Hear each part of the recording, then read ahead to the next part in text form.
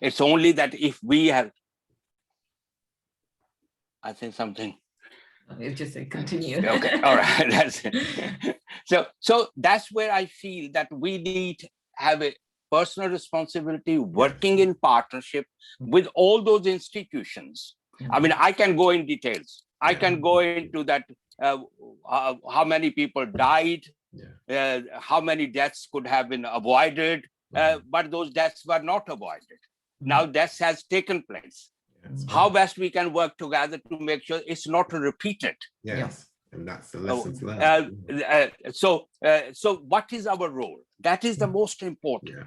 Once we start contributing into it, then certainly then you have the right to questioning it. You have no right until you prove it. Look, I'm doing everything what I need to do. So when we look at an event where the 300 people joining at the wedding parties, police raiding it, whose fault is that? You are told that you can't have more than 30 people, but you have 300 people. You are fined 10,000 plus. They come to the local member of parliament to say, look, it is unfair. My son and the daughter-in-law, they are getting married and it's very important to us. Yes, but you are also a responsible citizen. You have to make sure that when you are told, I'm using the term told, you are not instructed, not anything, you are told to say not more than 30 people. Yes. Are you willing? Whether it is proved wrong or right, that is a later on. At present, the advice to you is few people. At the funerals, I get every day a request. We are a large family. We got many relatives. They're coming from far away. My nephew or my cousin from Malaysia need to attend the funeral. The visa is not authorized. He can't come or she can't come. But you are told the restrictions are there. Suppose I write to the minister to say it's an exceptional case. Then who make a fool of him or herself? Me. Yes. If I say, sorry, I understand the importance. I have my close relatives have died. I would not have missed the funeral or the last respect paid, but I have to somehow accept that I cannot. Then I find the different ways of praying for him or her wherever I go. So it means that we need to understand that there's a system in place.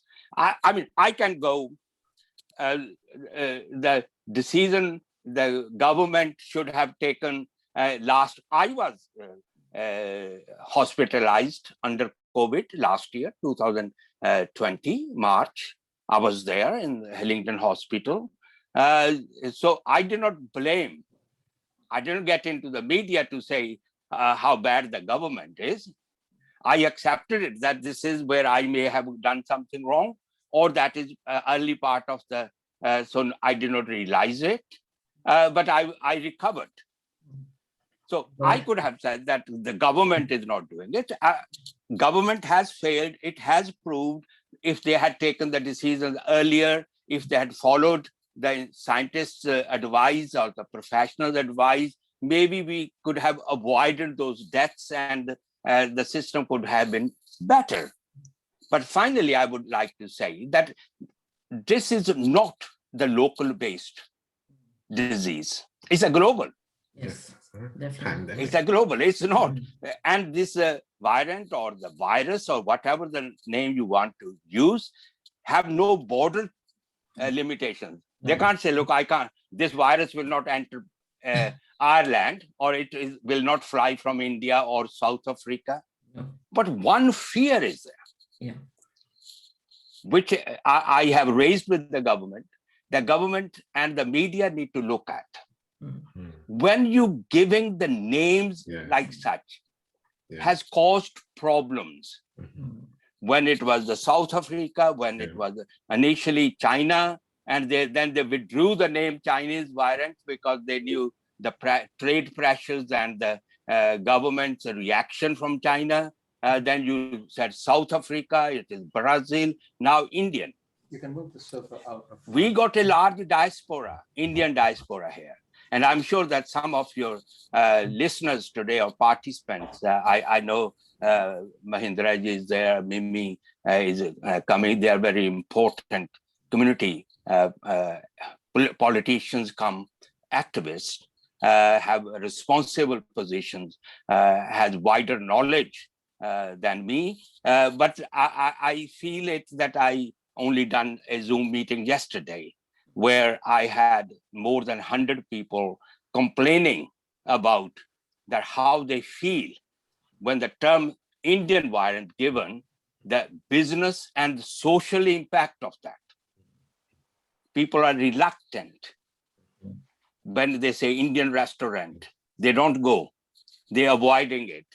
Fear, that is where I come, that fear created with the terminologies. So we have to be extra cautious. And I have written to the government, I'm campaigning on that to say, look, for God's sake, withdraw all these names. Let it be a variant which is affecting the people, and we need to control that. And I'm also, when I hope that some of you have heard that when I was campaigning that these undocumented citizens and the visitors should have the vaccination, rather than saying what evidence you have, you are a British citizen. They are living in Britain, whether rightly or wrongly, whether they have the proper documents or not, whether they are the visitors, but they are in Britain today. If they are not vaccinated, their government accepted that, and then it is now clear that anybody who is over 30, in my constituency, we got it from today, and tomorrow, anybody over the age of 30 just walk in and have their vaccination. And what I'm trying to say is that these are the responsibilities with the government. We as individuals need to be responsible citizens. Where we see the things are wrong, we can improve it. We should suggest it. We should raise voices on that, but it should not be based on any party political or any individual personal vendetta against anybody. I can go and start attacking the Secretary of State on health today. I could have raised with the Prime Minister, but I don't think this platform demands that. I will go to the chamber and I will take that opportunity there. But here I take it as a partnership role with the institutions, with the system, and the community in large, working together, making sure that this effect or impact of the variant is not on our future generations. I think, like you said, Vrindaji, it's I'm from a civil service background anyway. And what I find is I always say to people, I worked under different governments, Labour, Lib Dem, Conservatives, and I'm a layman. So, and I strongly believe layperson. I'm sure I will be questioned on that. And I strongly believe that, when people blame government, sometimes my simple policy is, who is the government? The people are the government.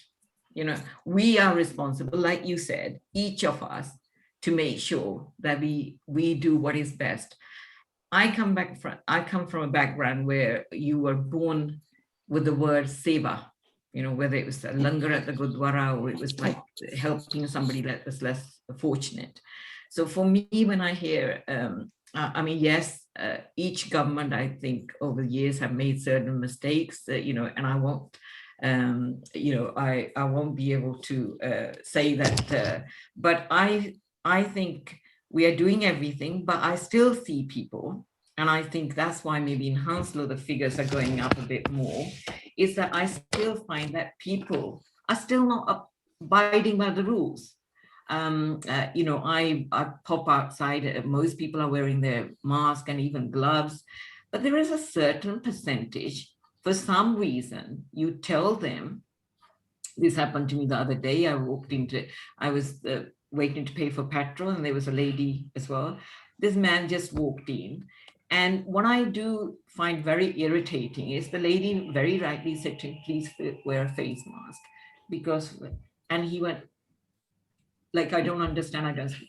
But when we went up to the till, his English was faultless. So, and I was just thinking, like you said, I am a mother, I'm a grandmother, and I have friends who have passed away because of this COVID, and I feel very angry. And I wasn't so angry when it first started, because I actually thought, first time in my life, I can sit at home and not be guilty about going to work. I don't have to go to meetings. I don't have to look after clients or do anything. But as time went on, you miss that love. You know, I couldn't see my grandchildren and my friends. So you see, from that point of view, I think, yes, there have been mistakes made, but I feel that sometimes the buck has to stop at us as individuals as well, you know. And so I'm going to leave it there, but it's always very interesting to hear you speak, and I always enjoy meeting you. And I was hoping to see Mrs. Sharma, but you didn't bring her in. No, I mean, I'm at home, so that's the beauty. But I just, because after nearly 15 months, my daughter and her son came. So she is now doing the motherly role and the grandmother role with the daughter. Well, but I'm sure she will come in a minute and say hello. Yeah. And this is what I'm going to do after 4:30. I'm meeting my grandchildren as well. Thank you very much, Virendraji. It was Thank you, Sonia. It was really a pleasure listening from you, and I'm sure, as you rightly said, virus is not biased. It's I think one thing which is not biased. It has no religion, no borders, no such categories, so it can spread everywhere, anywhere. And I think it is a personal responsibility which we all should take now to understand and to follow the guidelines. And we are very, very thankful to NHS. We are very thankful to the country and the policymakers who have created this whole safe, I think, environment for us. And we are very, very proud of that. Thank you very much for being here with us today and giving your valuable time. We really appreciate that. So moving forward, we have, talking about virus, we have somebody who is a researcher and who has done a great study on viruses. I'm honored to introduce Dr. Bharat Pankhania, who has a widespread experience of advising on national communicable disease control action plans at national and international level. And he is, his experience includes pandemic influenza outbreak planning and major plan testing exercises, development of a web-based surveillance system for recording the first 500 plus cases of a pandemic. There's a lot more actually, so I would not take much of the time, and I would request Dr. Pankhania to please join us and let us know more about this virus and how we go forward with this, as we are talking about lots of things coming up, the mutants, the widespreading, and how it is, and what should be our take as a layman or as a common people, what we should understand about this virus and how we should handle it. Thank you very much. Please join in, Dr. Bharat Pankhania. Can we have you here?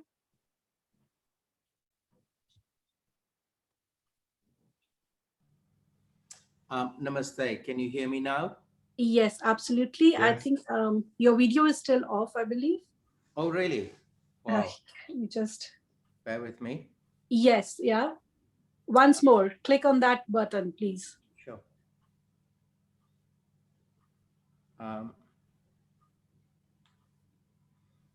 Yeah, just bear. Yep. I'm broadcasting from a new location because it's half term and it's away from my home. So we understand that. But bear with me. It was all working. It's no problem. It should, the camera should come on. No problem. We can have you. You can continue. No problem. I think we'll have it. in a while. Some settings need to be done, I believe. Yeah, but what happens sometimes is Skype captures the camera, and then it won't let Zoom capture it. But bear with me. No problem. No problem. So Sonia, Yeah. if we were just to go back to what we were talking about, the importance around the vaccine and everybody having access. So just to reinforce the point that whether you're undocumented or not sure of your status here in the UK, it doesn't matter. You can go to a vaccination centre.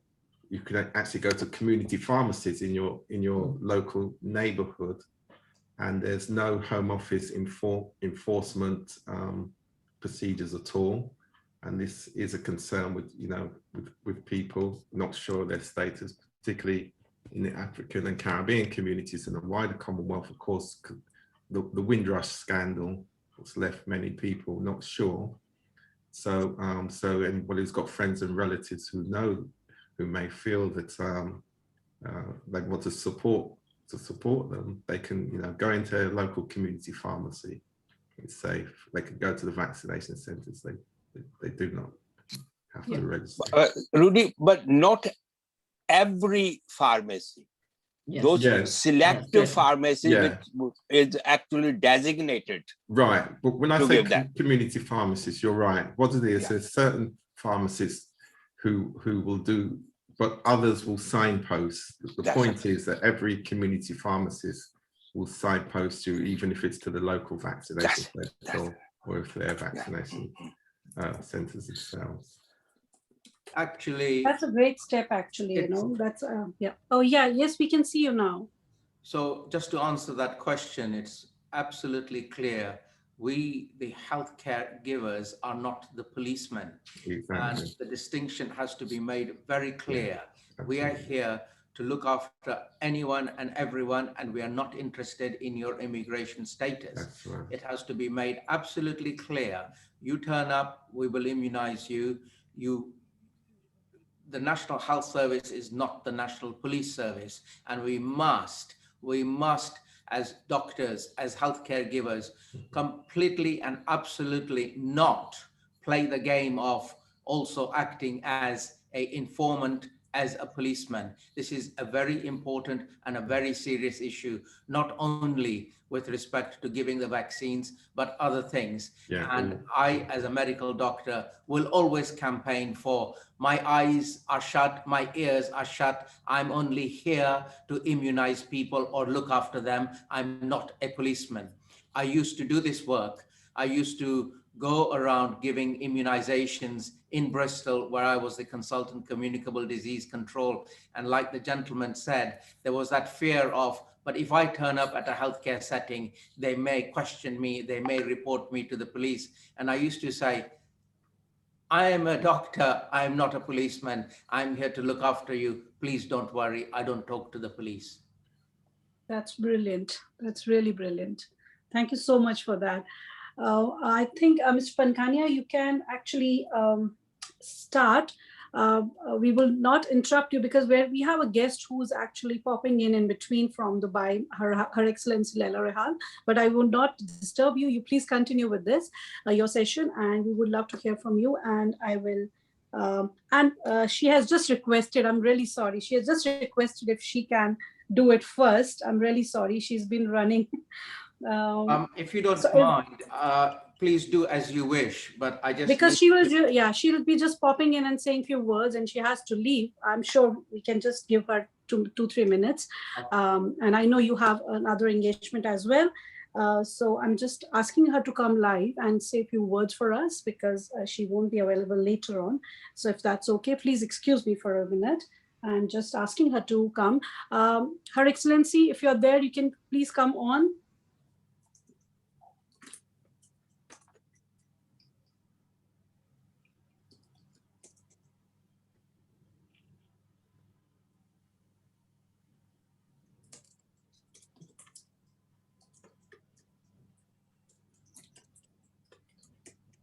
While we are waiting for her, she's just waiting for the link.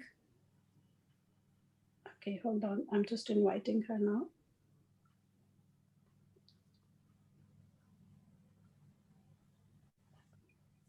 It's people joining from different zones is a bit of understanding required there. I hope she can just quickly make it.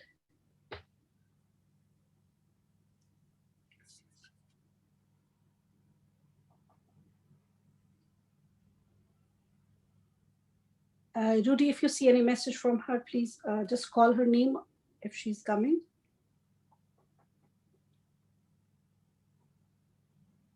No message. No? Okay, she's just got the link. Yeah, she has joined. Okay, so welcome, Her Excellency Leila Rehal, are you there? Thank you very much for joining. We know that you're super busy. We have just, we had Mr. Pankhania going to start his speech, but then we wanted to fit you in. So you can please come on and introduce. Yes, yeah, thank you so much. I'm sorry it's happening so quickly. I'm not getting time to introduce you, but obviously people know you. Can we have your camera on? It's not on yet. Because I'm driving and because I just go out Yes. from the ministry, and I'm sorry, I apologize. No And problem. the place is not suitable. We just launched I Am Africa, and it was a lot of people. I cannot speak to you from that location. Just I want to say it's a great pleasure and honor to be with you. Thank you so much for all the effort what you're doing for a lot of people, and this platform is amazing. I've been your guest many times. I'm proud of you. You are really doing amazing job, and thank you. Thank you. Thank you. So would you want to say something about the businesses and how you think that women especially are going to take it forward? First of all, to all the guests, which honorable guests are with us, I am sending you our greeting from Dubai, and most welcome to you with Sonia to UAE anytime if you want to be our guest. Second, the business. When we talk about the opportunities or the business, it's time now to lift head. It's time to collaboration. You know, there is no time to compete. It's time for collaboration. With COVID and pandemic, what's happened is a big lesson to us, because we are now facing another wave. We have to get the positive energy. The business need us. The business really need the women together and need to range this race in different manner. We have diversity and globalization here. We have just to join our forces. The business strategy need a great mind, and we have it, and need a funding, and we can outsource this, and need really before of that positive energy. So to me, it doesn't matter whom you are, from where you are. It's what the achievement, what is your target, how you can build your dream, how you can fix your goal, and that will come if we are together. So today the business need a big push, because what is facing now, the situation all falling down. So we don't have to keep that in our mind. Keep going, keep rocking, keep focusing in your business, and collaborate. Thank you. Thank you so much, Leila Rehal. And this is, I think, something which is really important, that this is the high time that we start collaborating than competing. And that's a great tip. I think we can take away from this, what you just said. And we know that you're doing many things to support female entrepreneurs around the world globally, especially your Africa mission is really going great. And we would love to hear you more from you more at a later stage. Thank you very much for your time. I know you're super busy, so thank you very much for this time. And all yours. Yes, yeah, thank you. And we will have you again once again when you have time. So thank you very much. We'll not take much of your time, and we will say all the best for your day, for the lined up things you have for today. So thank you very much. Thank you very much. My apology again No because problem. of the agenda, but I want just to say few words. there Yes. is no more me, there is we. And I think if we put our hands and forces together, there is a lot of things we can achieve. We have to help a lot of humanity. And it's not only with NGOs we can do that, profit or non-profit. It's with together for strategy to build it up. And my door is open for you, as you know, and to everyone. That's why today we launched I Am Africa. It's not for Africa only, it's for all the lovers of Africa, to empower women, to empower youth, to open opportunity for business. And as I say to you in our conversation, my lady, you are most welcome to Dubai with your people.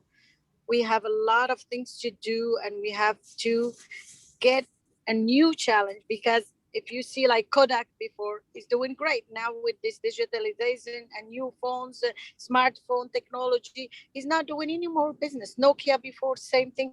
So we have to face a new phase of technology. We have to e-learning, digitalize our business, keep connecting, and you are putting us together in this great platform in virtual, because you know that this is the future. And we have to Absolutely. support you also, because you are doing this initiative many years now, and this 2 years you are rocking it, and we are proud of you. Really, your platform is making me proud of women like you and the managements with you, because gathering us. So Thank you. today we have really to keep sticking to each other, to motivate each other, to bright together. And thank you for always bringing great mind and great people here. It's the future. Let's monetize this area in proper way, and we have to lift your hand first, and to make this platform more bigger and bigger and bigger. I'm ready here to welcome you anytime you want to Dubai, because I believe in great achievement you're doing with your managements and the platform. Thank you again. And Thank my you. greeting from Dubai to you. Thank you, my sister. Thank God you. bless Thank you you. so much. Thank you, Thank our you. honorable guest. Bye-bye. Thank you. God Thanks. bless. Bye. Thank God you. bless. Thank you. That's really a great gesture from Ms. Laila Rehal. So we would quickly go back to Dr. Pankania. So if you're there, can we please have you, and we can continue learning about the virus and the next course of action. So, namaste, everyone. Thank you. Can you see me? Can you hear me? Absolutely. Absolutely. Okay, so I'm going to keep it brief, because unfortunately I have to also go to another commitment on Sky News in 10 minutes.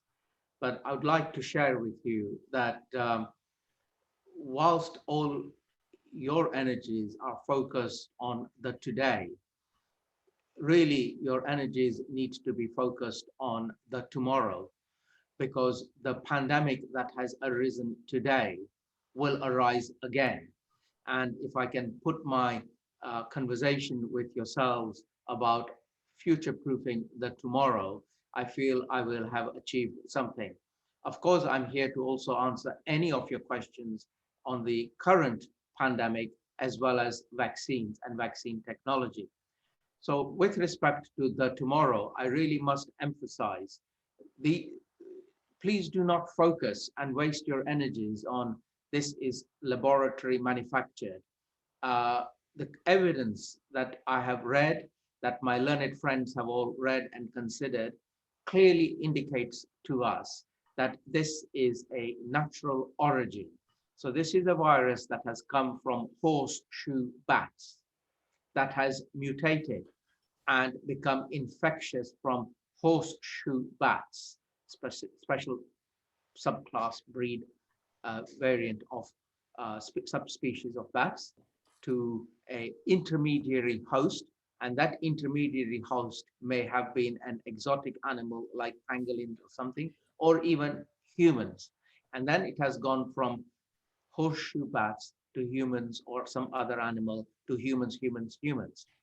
And the point I wish to make is, if you do not stop messing around with the environment, if you do not wish to bring in measures of living in harmony with planet Earth, with all creatures, not going into virgin forests and caves and eating exotic things that are not meant to be eaten, then you are asking for trouble. And this is a clear example of pandemics arising as a result of man's incursions into the environment. We have evidence, MERS, we have Ebola, we have SARS-CoV-2, we have Zika, we have SARS-1, and the list is getting longer and longer, and the time interval shorter and shorter. And all of these dengue fevers, for example, are an example of messing around with the environment. And when you mess around with the environment, bad things happen. Prevention costs a lot less than the treatment afterwards. So here we are spending trillions and trillions and trillions of pounds trying to recover from an infectious virus that can kill you, compared to if you had spent a few billion pounds in controlling the emergence of new viruses, a few billion pounds in having a global strategy of Vasudevai Kutumbam, which means the world is one family.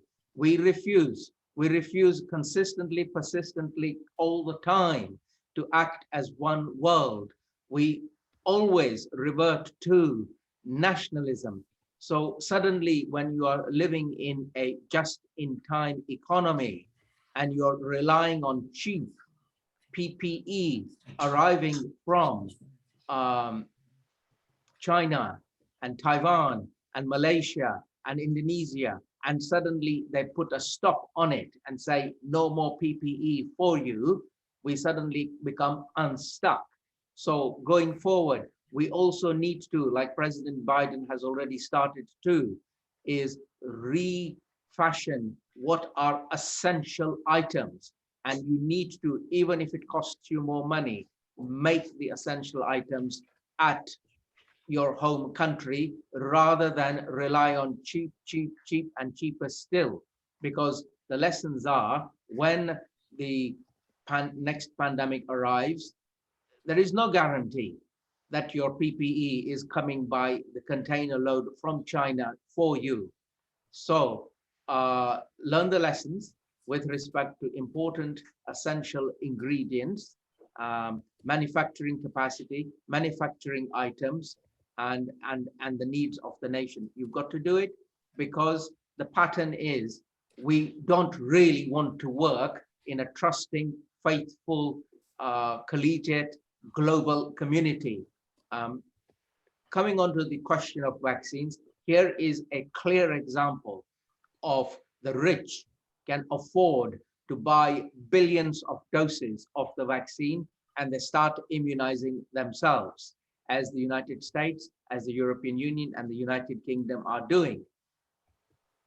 We are not well until everyone is well. If you carry on immunizing your population, because that's very good political capital, that's all well and good.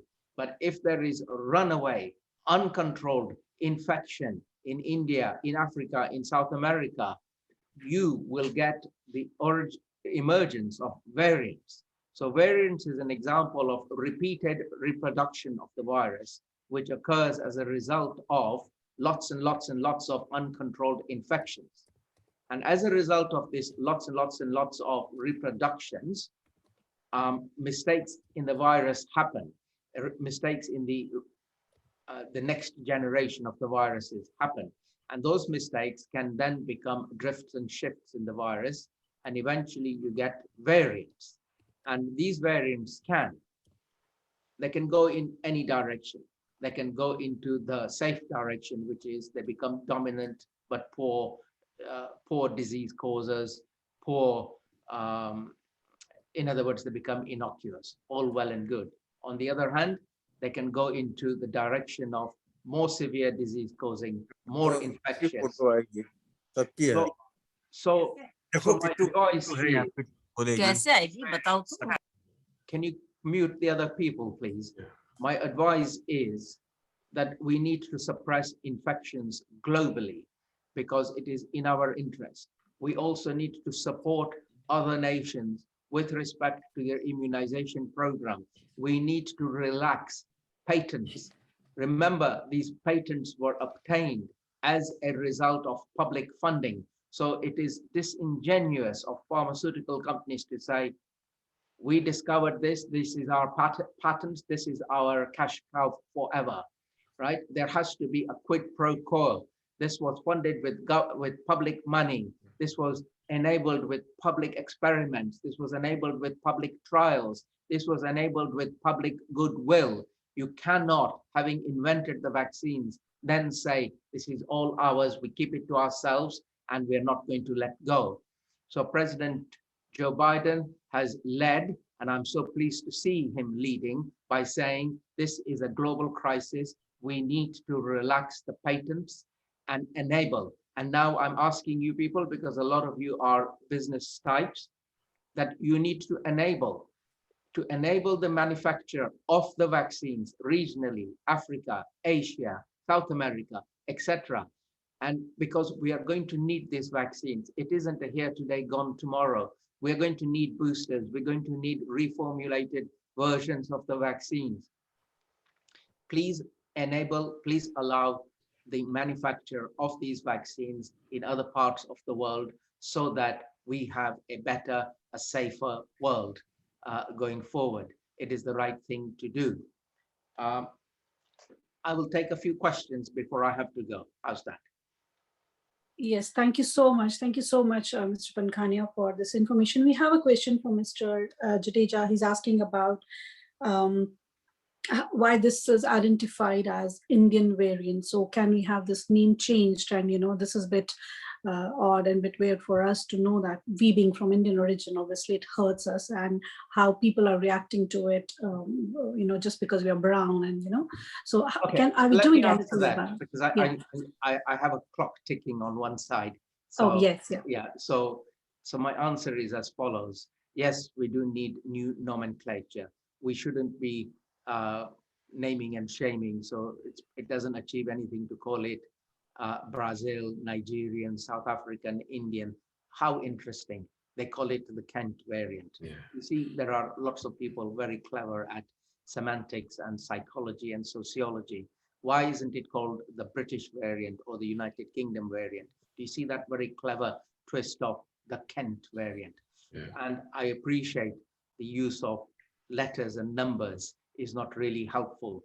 So this is up to the international nomenclature bodies to come up with a better solution than to have it named as the Indian, the Brazilian, the South African, the Nigerian, the Kent variant. I take your point. Of course, it has to be done. Thank you. Thank you very much for answering that. And Mr. Dennis is saying that patents are primary greed and all patents should be ignored.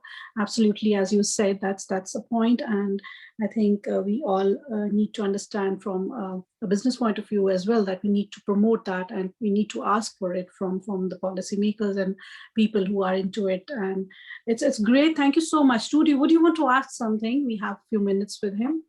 Yes. And it's really interesting to know things from him. Yeah. Yeah, thank you for the presentation, and the points that you made are really excellent, and it's a wider perspective. As we go through the pandemic, increasingly we want people to understand that their immune system and what they should be doing for themselves. Is there anything that you can say about that? Because Yeah, obviously sure. COVID and all the underlying conditions that go across our communities has been quite a factor. It's very important to do what you can do. So if you have poorly controlled diabetes, get that under control. If you have poorly controlled high blood pressure, get that under control.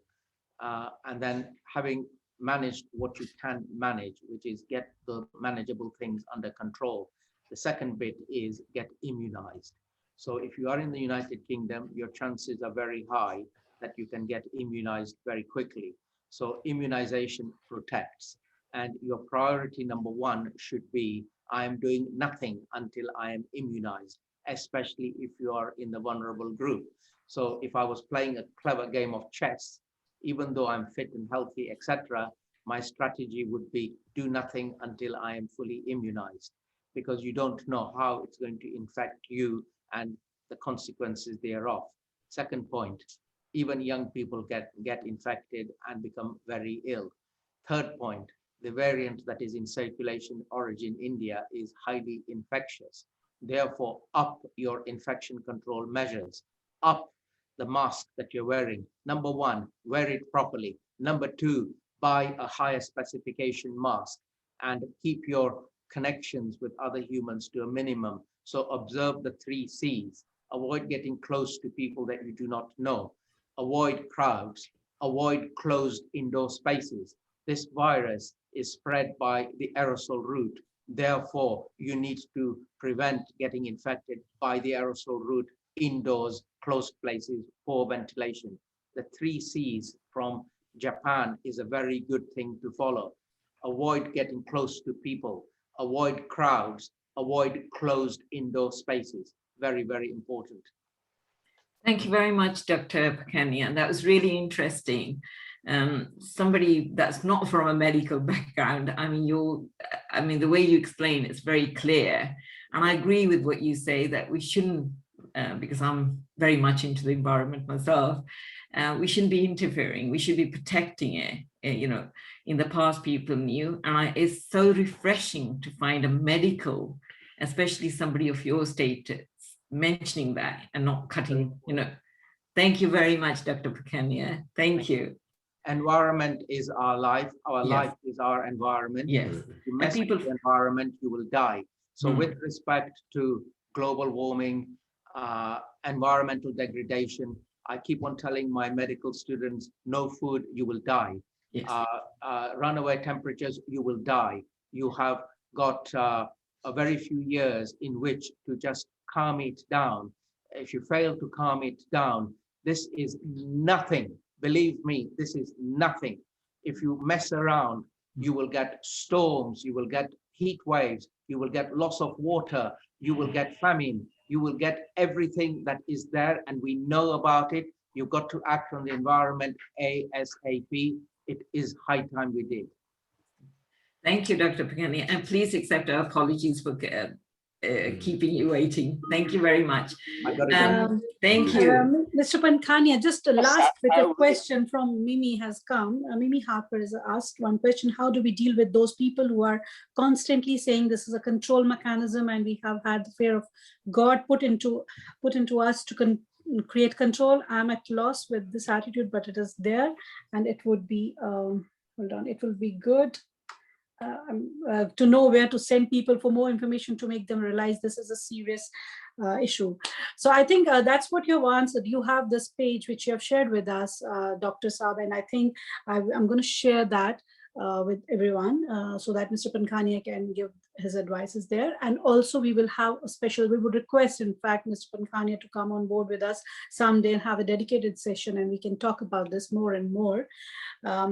I think that will answer the questions. Thank you very much, Dr. Pankania.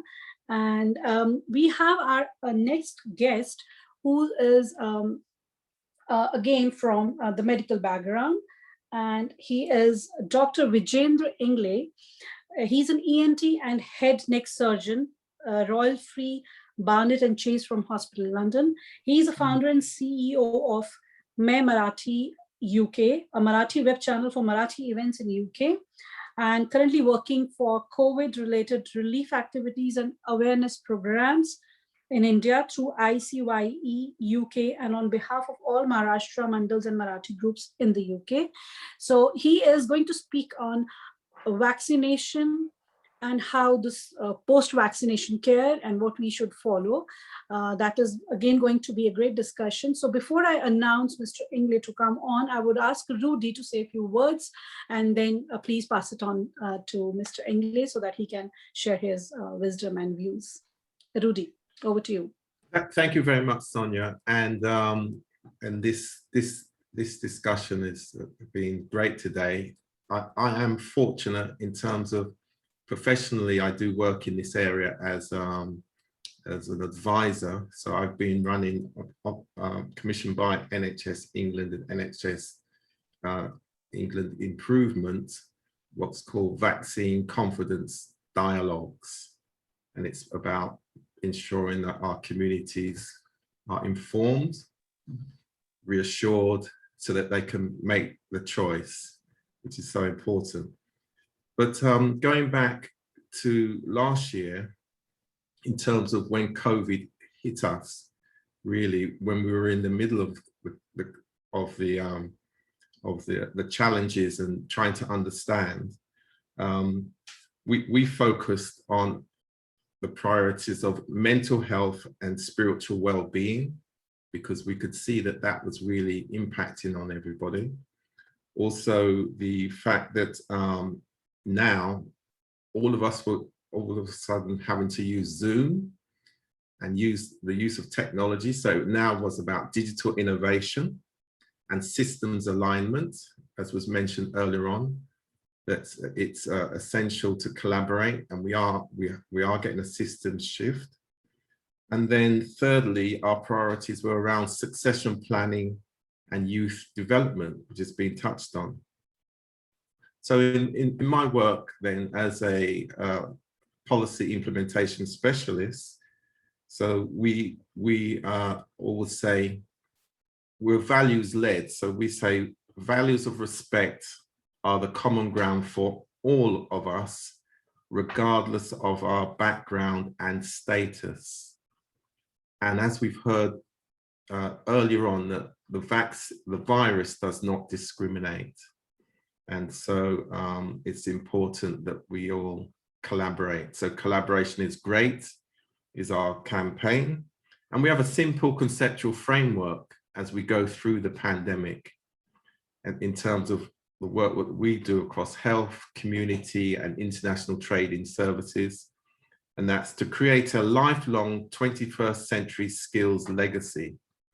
And when we talk about 21st century skills, we mean those skills of collaboration, communication, creativity, and critical thinking. And for now, it's about inspiring inclusive, peaceful, caring, and enterprising clusters within neighborhoods for youth development, community economic well-being, digital innovation, sustainable engineering, and civic participation. All these things now are essential in terms of how we transform and sustain our communities as well. So, and the countries that we are currently operating in, and I was pleased to hear excellence earlier on, are UK, of course, Jamaica, Ghana, South Africa, and Montserrat in the Caribbean. But one thing I know from my dialogues across those countries is that many of the issues are being felt the same in terms of communities. And I guess at some point we'll have an opportunity to talk about mental health and spiritual well-being, because that's really an essential part of how we're all going to get through this pandemic.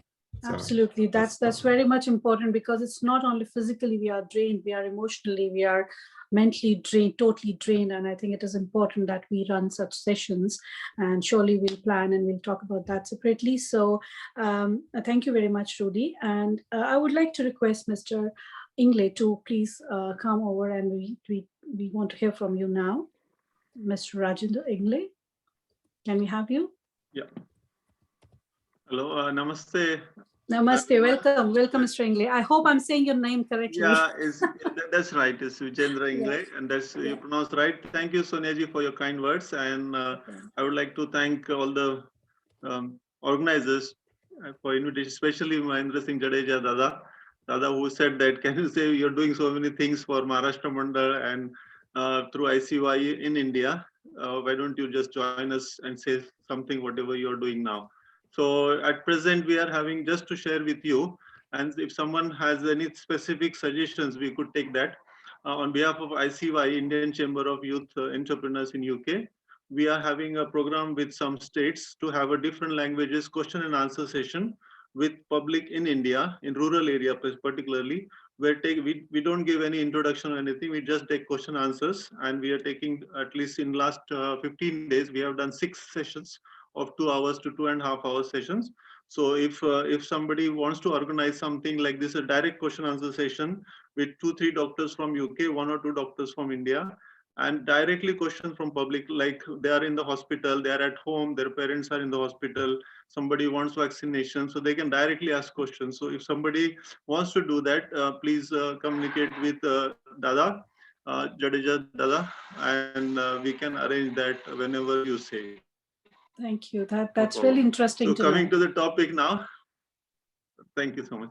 And we collaborate, and whatever we could, I think we should do the awareness. And as you had rightly said, there is some mental health issues also because of loss of job and other resources getting already gone down. So that is also to be looked after. So we did have one mental health session where people were very disturbed and at home, and they were asking questions. So I think that also is a good point, and we can take it forward all together as a group. So coming to the vaccine part now, as we all know, there are different vaccines coming. We're fighting against the time, and as usually it takes around 8 to 10 years of vaccine preparation, and all the world, global community, scientists, research came together and got a vaccine in 10 months time. So now we have 5-6 vaccines, and proudly and happily, I would say that in here in UK, we all have gone through a very good vaccination program, immunization program. And the best part, what NHS UK and here we have done in UK is that, which we should share with all our Indian counterparts and other things, or globally also, US and UK. But UK, I would specifically say that I was working here. I'm still working here. So December, one vaccine was done, and we started giving that. And before the vaccine, when they started doing the vaccine research, UK government has already booked an order for getting the vaccine. So 1st December, first week onwards, as soon as we got Pfizer vaccine, we started giving the vaccine. Jan, we got Oxford AstraZeneca, we started giving the vaccine. Then Moderna came, giving the vaccine. So it was vaccine, vaccine, and vaccine. And that's the reason that today we are into a second phase of unlocking ourselves. And we're proudly saying that we are more than 70% of vaccination in general adult public, total vaccinated area, population, and more than 50 age group, we are already 90 to 95% more than that. So I think it's more than herd immunity also, we'll get more than 70%. So we are in a good phase now. So we have to maintain that. And as Dr. Pankhania, as our senior professor has rightly said, these 3 words we still have to follow, that is crowd, close spaces, and close contact. So whenever they are mask, full mask, hand hygiene, whatever we were doing in phase wave, first wave, we have to do that. And regarding the variant, I think the new variants will keep on coming because virus has got its tendency to mutate. Virus also sometimes behaves very smartly, not sometimes, most of the times. They said these guys are taking giving up vaccines. Now I need to do something because these are coming this way. I will turn my position and go that way and have my spikes. So that also will have a tendency to attack other way. So that's the reason the variants are, I'm just talking in a common man's term because everybody, medical terms, if you do too many jargons, then it is difficult to understand. So these things are happening. So as Dr. Pankhania, our senior person, has rightly said, do not name it with any region or anything. Just name it as a variant. If you want to do some numbering into that and do a global enumeration for that. I agree with him respectfully. And now for the variant, the recent studies and the vaccine. So what I would like to discuss with you is that the recent studies in UK, we have undertaken in NHS, there is undertaken a study of 1,000 volunteers for crossing of the vaccination, the Pfizer vaccine and AstraZeneca Oxford. So few volunteers are given this and other one, and this mix and match vaccine, because that's the study going on now. And I think within, I think few weeks or a couple of months, I think we should get. We're supposed to get the first few data recently, and I think by end of June, we should have some realistic study of this crossing of vaccines.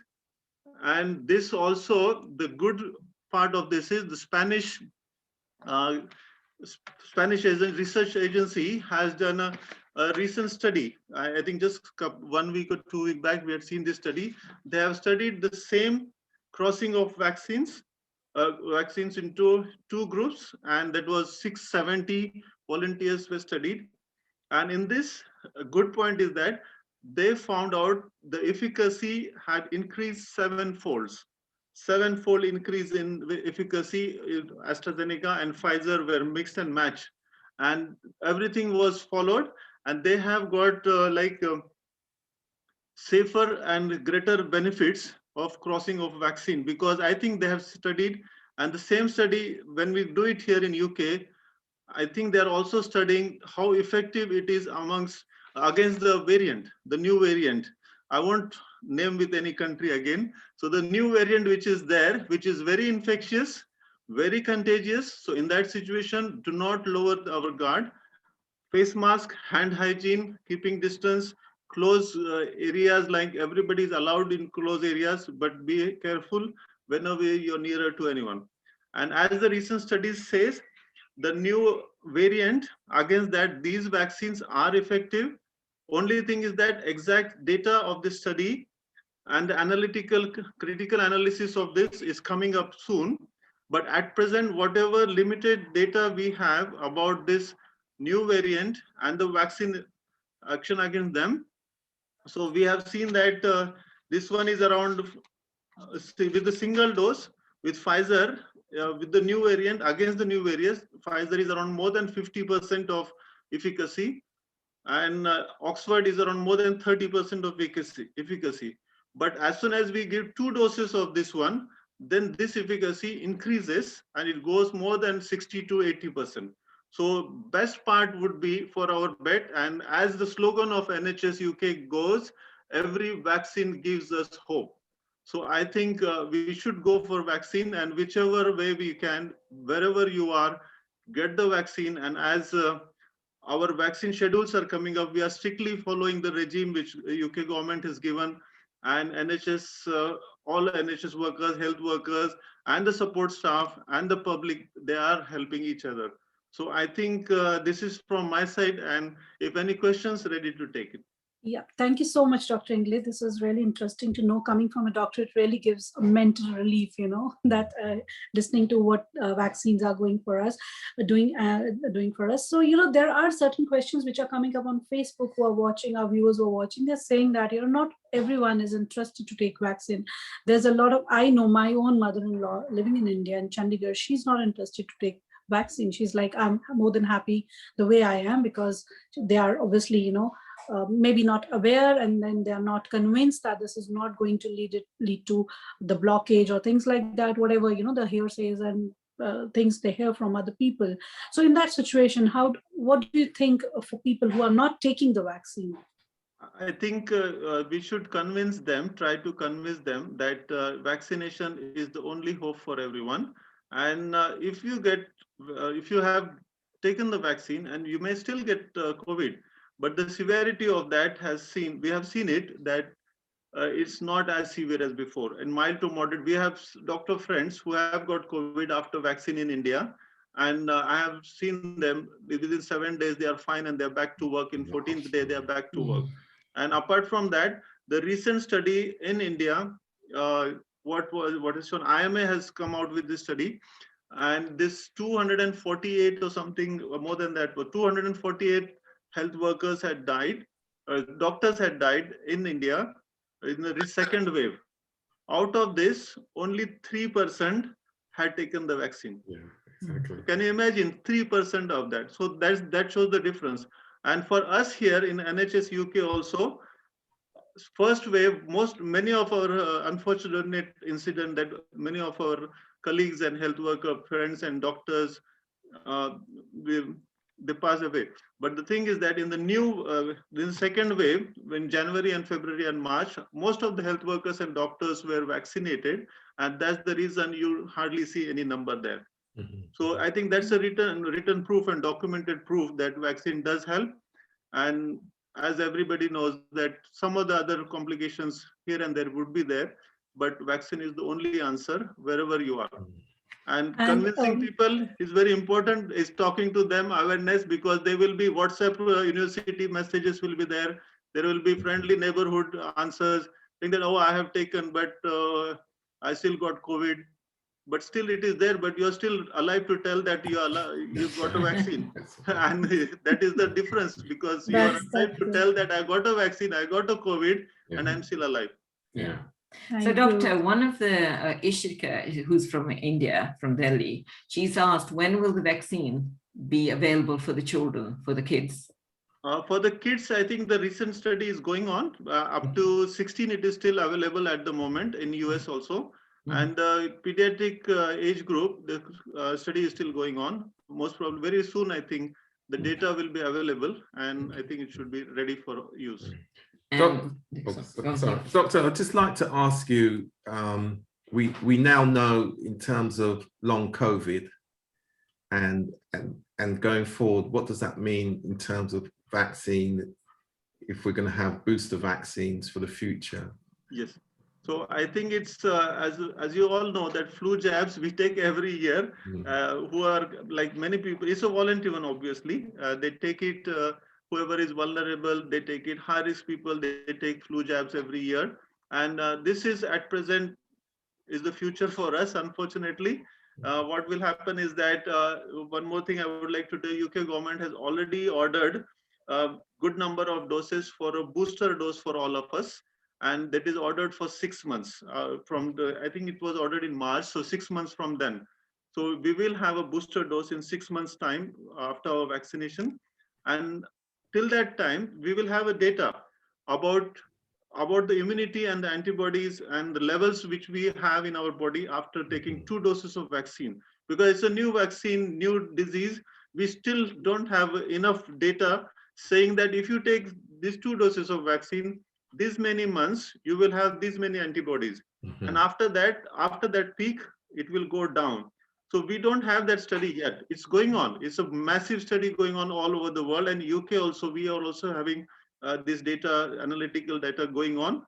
So we will have that study. But at the moment, we have this 6 months booster plan in UK, at least, that I can say. And what do you think of the use of dogs to sniff people who have COVID?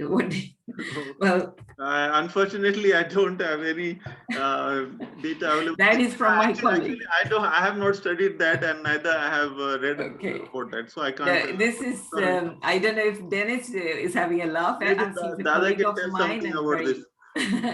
And what about, you know, Doctor, what was concerned to me, I have a lot of quite a few staff who are from India, and they were telling me that they get news every day sometimes that if any of the people, you know, in their villages or whoever has a vaccine, they seem to die.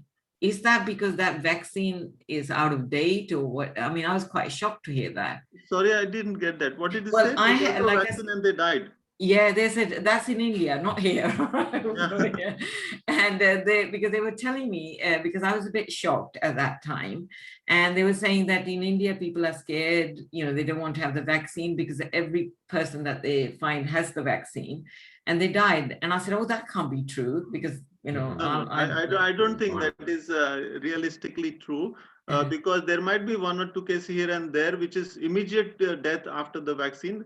It can be an anaphylactic reaction because of that, one thing. And second thing, they might be having some other comorbidities. And they might have got, suppose I take a vaccine today. Okay, and I have to get that immunity level up. So it takes at least 2 to 4 weeks, that immunity to go up. And suppose if I take a vaccine today and I had been into some infection and I got the COVID 2-3 days back, so I won't have some symptoms today. By the time my immunity comes up, the COVID is catching me. And they think that after vaccine, what happens is before the immunity gets up, the COVID has caught you and gone into your lungs, and then it's fibrosed and it goes like that. So it is possible, but I don't think it's exactly direct related to any death or something like that. Excellent explanation, because we always say that we want the experts and the scientists to explain to the public as though they're talking to a 14-year-old. So it's really a layman, in other words. We don't want all this jargon. We want to be Simple. told. I think these are the very practical questions we came across in last 15 days. We are having awareness program and in different languages actually. In rural area, like we had 3-4 doctors and at least one doctor is knowing at least 3 languages. So we could cover at least 8 languages in one show. And we had 2.5 hours of session for this six shows in 15 days. So this was like that. So what was happening is that at one question was that one from Maharashtra, one person asked, young guy around 30 years something, I don't want to take vaccine. I will wait for a single dose vaccine. So shall I do that? I said, I can't tell you to wait for that one, but don't forget, COVID will not wait for that. COVID will not say, oh, he's getting vaccinated after 2 months when the single dose vaccine comes. Till that time, I should not go to his house. It's not like that. So you decide now. I'm not here to tell you to take, but my opinion is to take wherever you are, whatever vaccine you get, take it, because at least one dose will give you at least 50% of chance to survive. Yeah.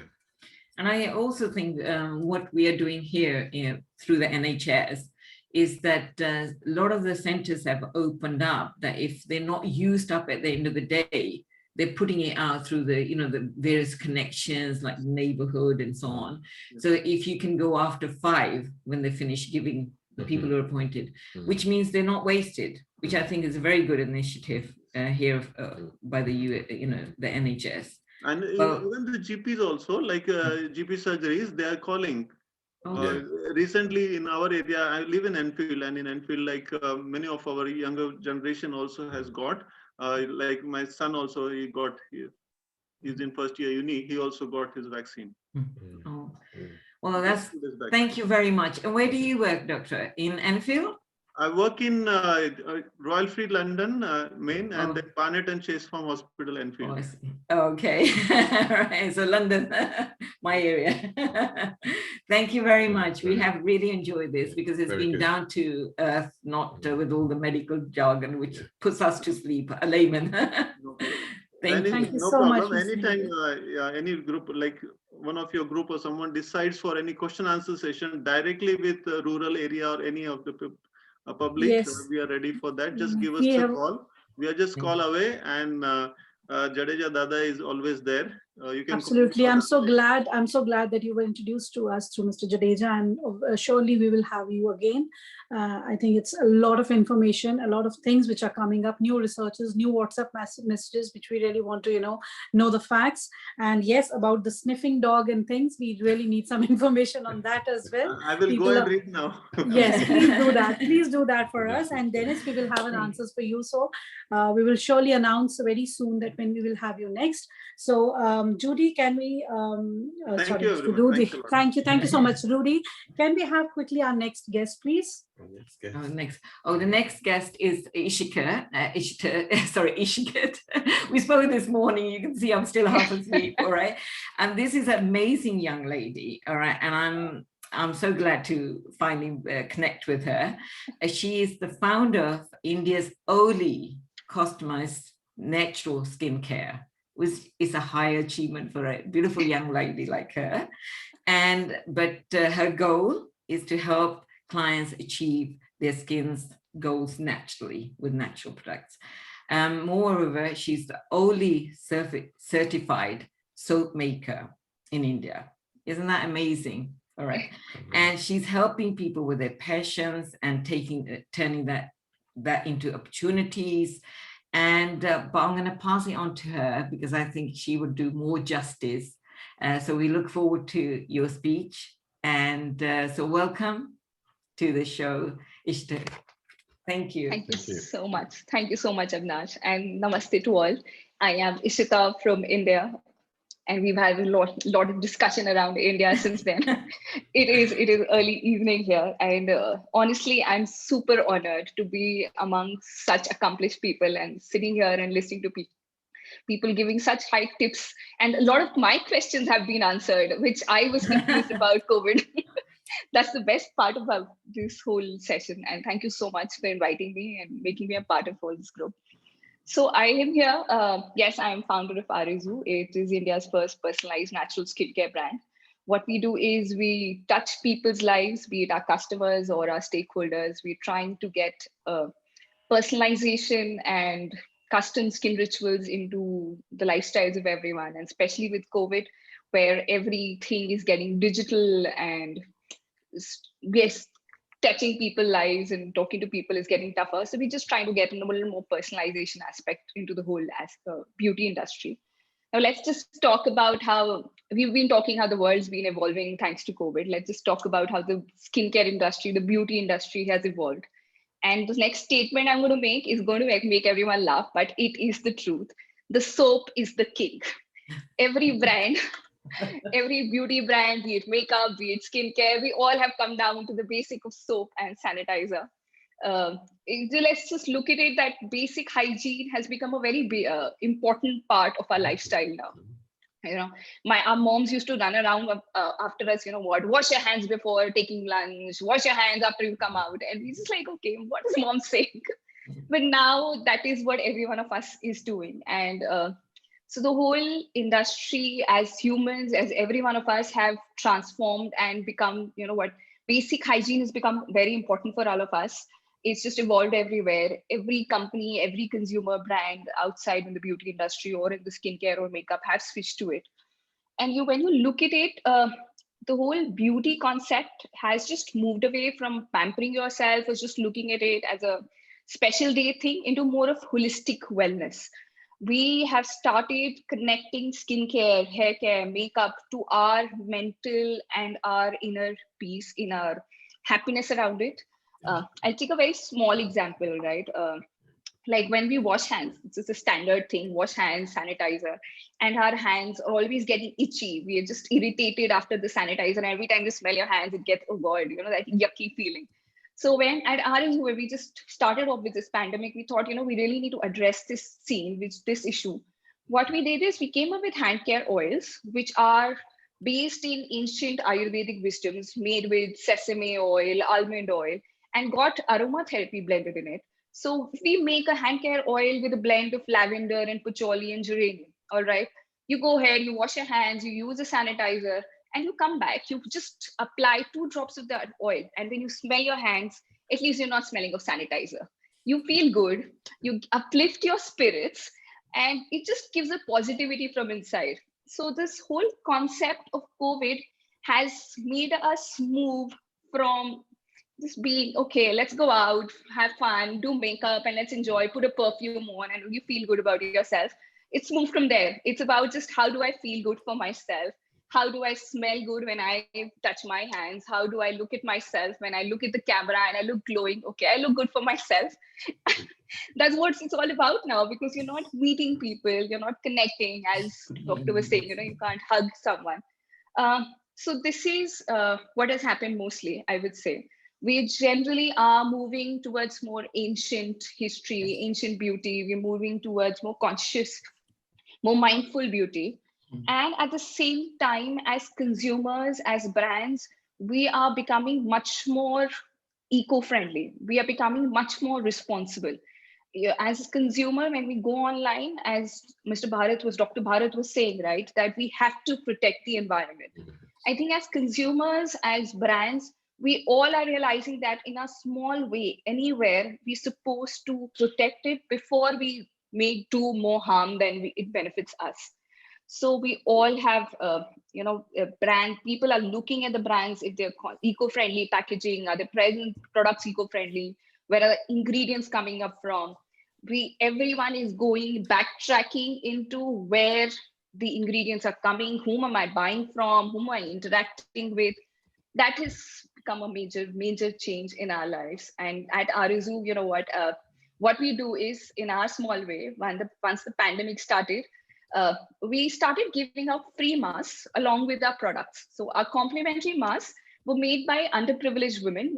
We collaborated with some NGOs, and we used to give out those complimentary masks.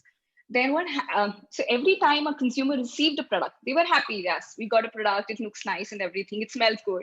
But at the same time, just seeing that mask make them feel good. And we told them, it comes from an NGO. So everyone felt that, okay, one small bit we are contributing to the society. As we say, you have to collaborate, you have to work together, and we just want to give back to the society somewhere. So yes, that is what we're doing through RSU. That is what we're trying to do. We're trying to connect to all the stakeholders across the country, trying to generate small employment for small women, if in our small way or big way, and as the industry grows. Then, of course, digitalization has come up. Every industry is moved online. Everyone is trying to revamp our lives through that. What we do is, as I said, we are into personalized consultations. I talk to, we do not give standard products. We talk to people, we try to understand their conditions, and then we make custom products for them. The best part about it is that, get to talk to at least 10 to 12 people in a day. And it's just not about talking at, okay, what is your skin type? What do you want? What fragrance do you want? It's about just connecting to that person online on a digital platform.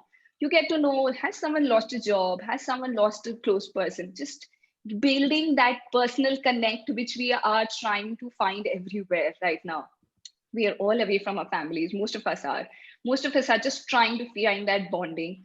And digitally, somehow through these calls, through these sessions, we're just trying to create that bonding back again through unknown people. See, we are collaborating here. I'm sitting in India. Her Highness called from Africa. You're sitting in UK.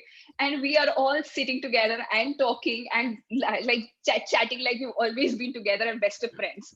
And we get a lot of not know each other a lot about each other. So yes, that's whole it is. I think the whole industry, as humans, we are evolving. As a beauty industry, we are evolving. And that is what I'm looking for, just to be able to touch lives, to be able to collaborate with people, to be able to connect with people digitally, personally, as much as I can. That's from me. Well, that's wonderful. I mean, what you said, it's a similar way, because I run a small beauty salon. And while we were at home, so you couldn't go out. Not that I get a chance to go out anyway, all right? Which is today is a fine example. I went there to see my staff, couldn't get my hair done because they were busy.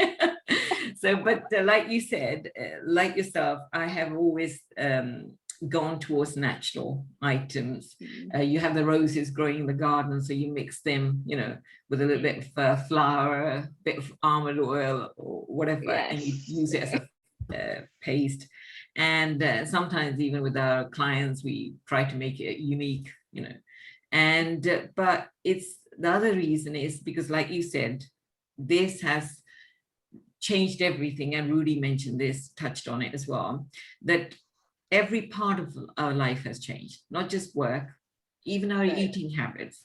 I mean, I remember when before it happened, you grab a burger because you're so busy rushing from one place to another, or you get a takeaway, but everything had to change. And not just this, what I find most irritating about this current situation post-COVID is you can't, when you go to the shop, you're thirsty before you pick up a bottle and you drink it.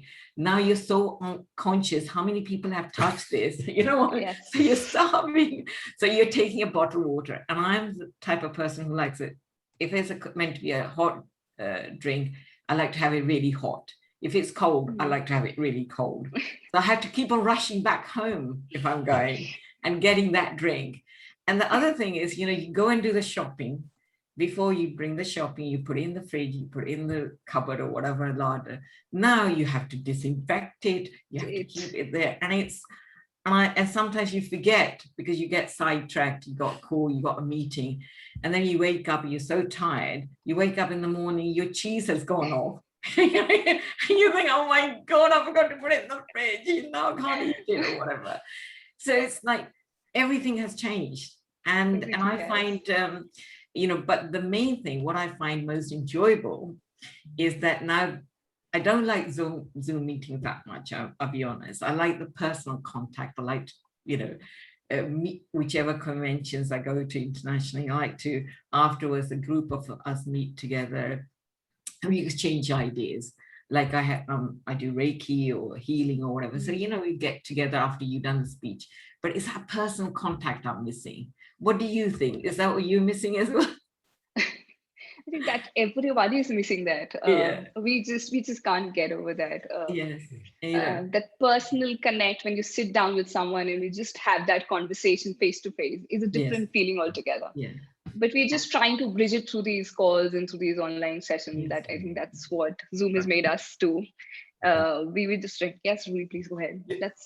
I think what is most impressive with the approach with your brand, the fact that you've incorporated the making of masks into what you're offering the public, of great value, but also providing opportunities for those women as entrepreneurs in themselves. And they, of course, they'll be in a neighborhood or in a village. So that's, helping towards the transformation. And we're saying at all levels, we've got to align our systems. We've got to collaborate at every level. So I think it's very worthy of you to incorporate into your supply chain that initiative.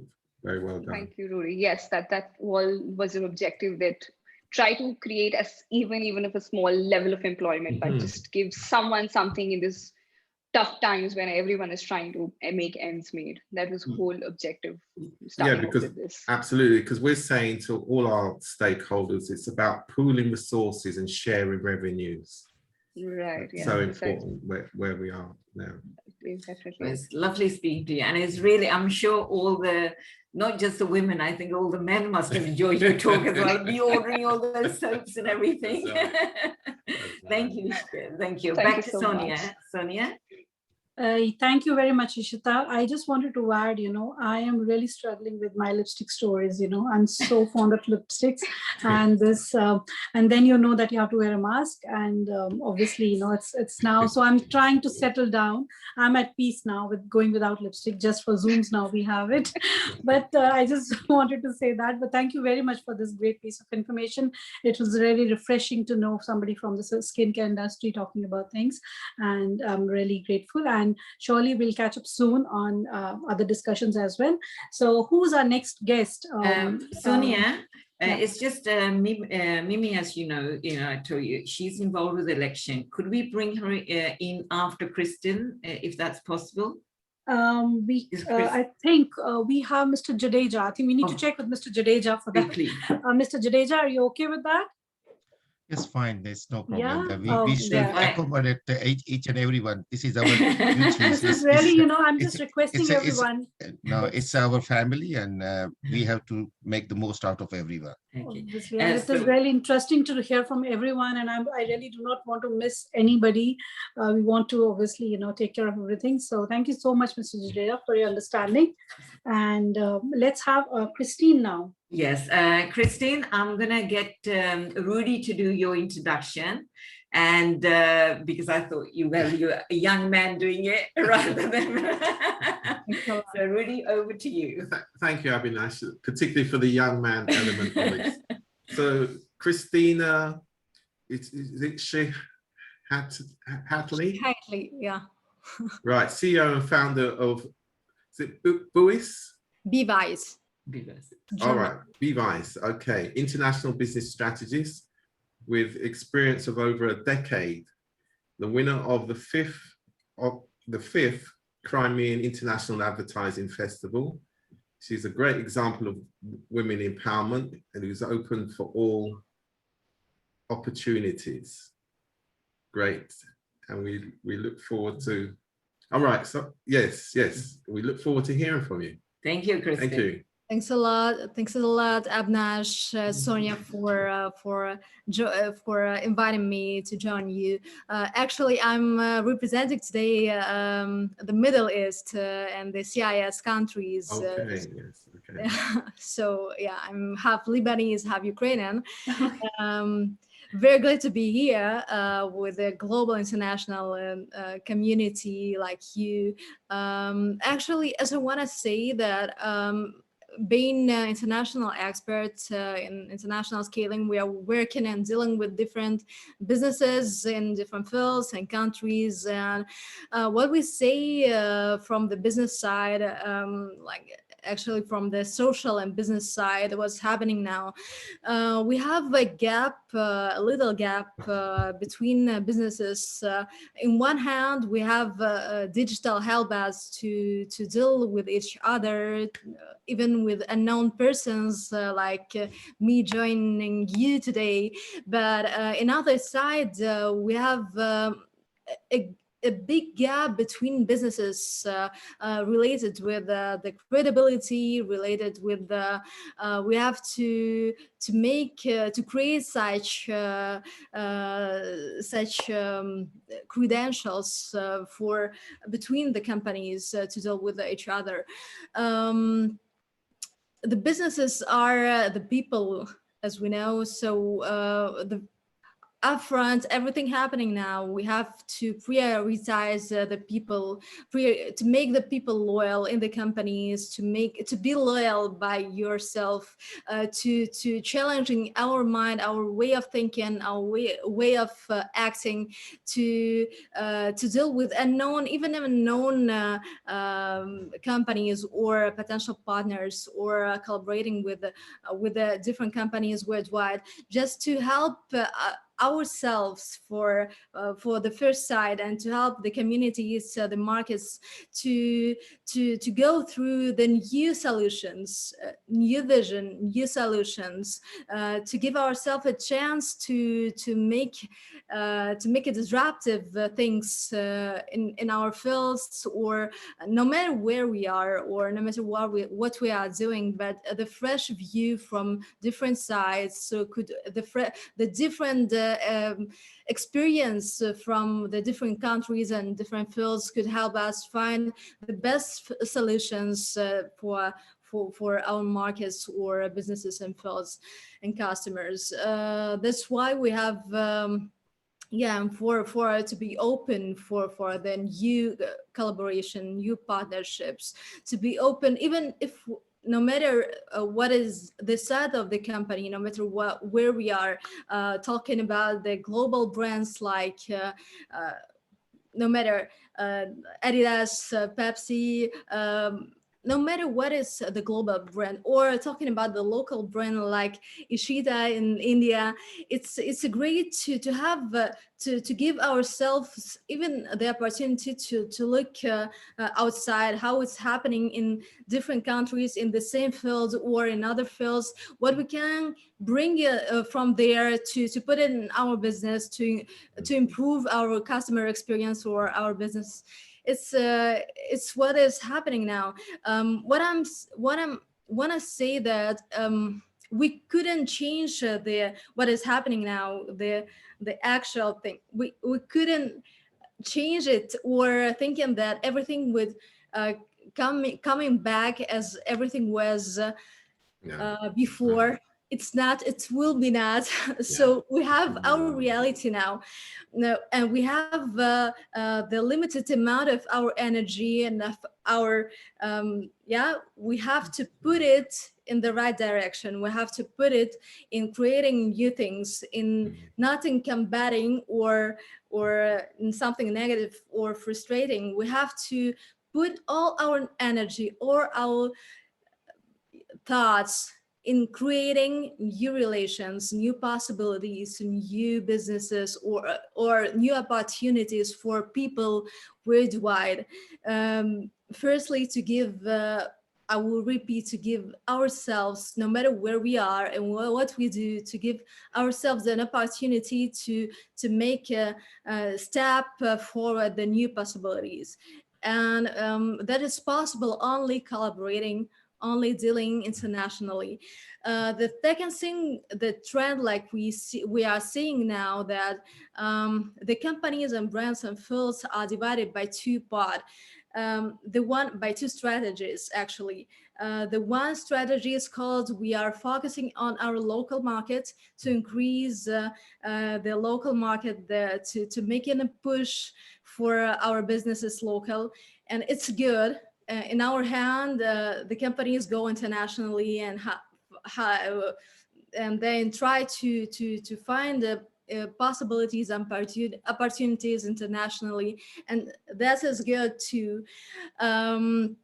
But I'm thinking the best way is to combining the two, the trying to save, to be in the safe side, like local business, to help the native companies, the native partners to deliver, to make to take them, to give them opportunities. But it's so important, it's critically important to look internationally, to not only in the area which are very known, as if you are in Africa, to dealing only in the Africa side.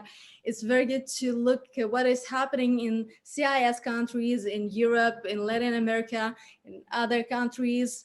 They have a different experience which could be helpful for you. We could have find a good partner there. And as a strategist, I can say that the strategy doesn't work now. The long-term strategy doesn't work. It's very needed to be flexible, to look at, to make the strategic decisions, but to be flexible in action, in actions day by day. To be able to change the path, to change the plan, regarding to everything happening or changes. No one could say what it would be in the future, in 2 months, in a half, in 6 months, in half a year, in a year. No one.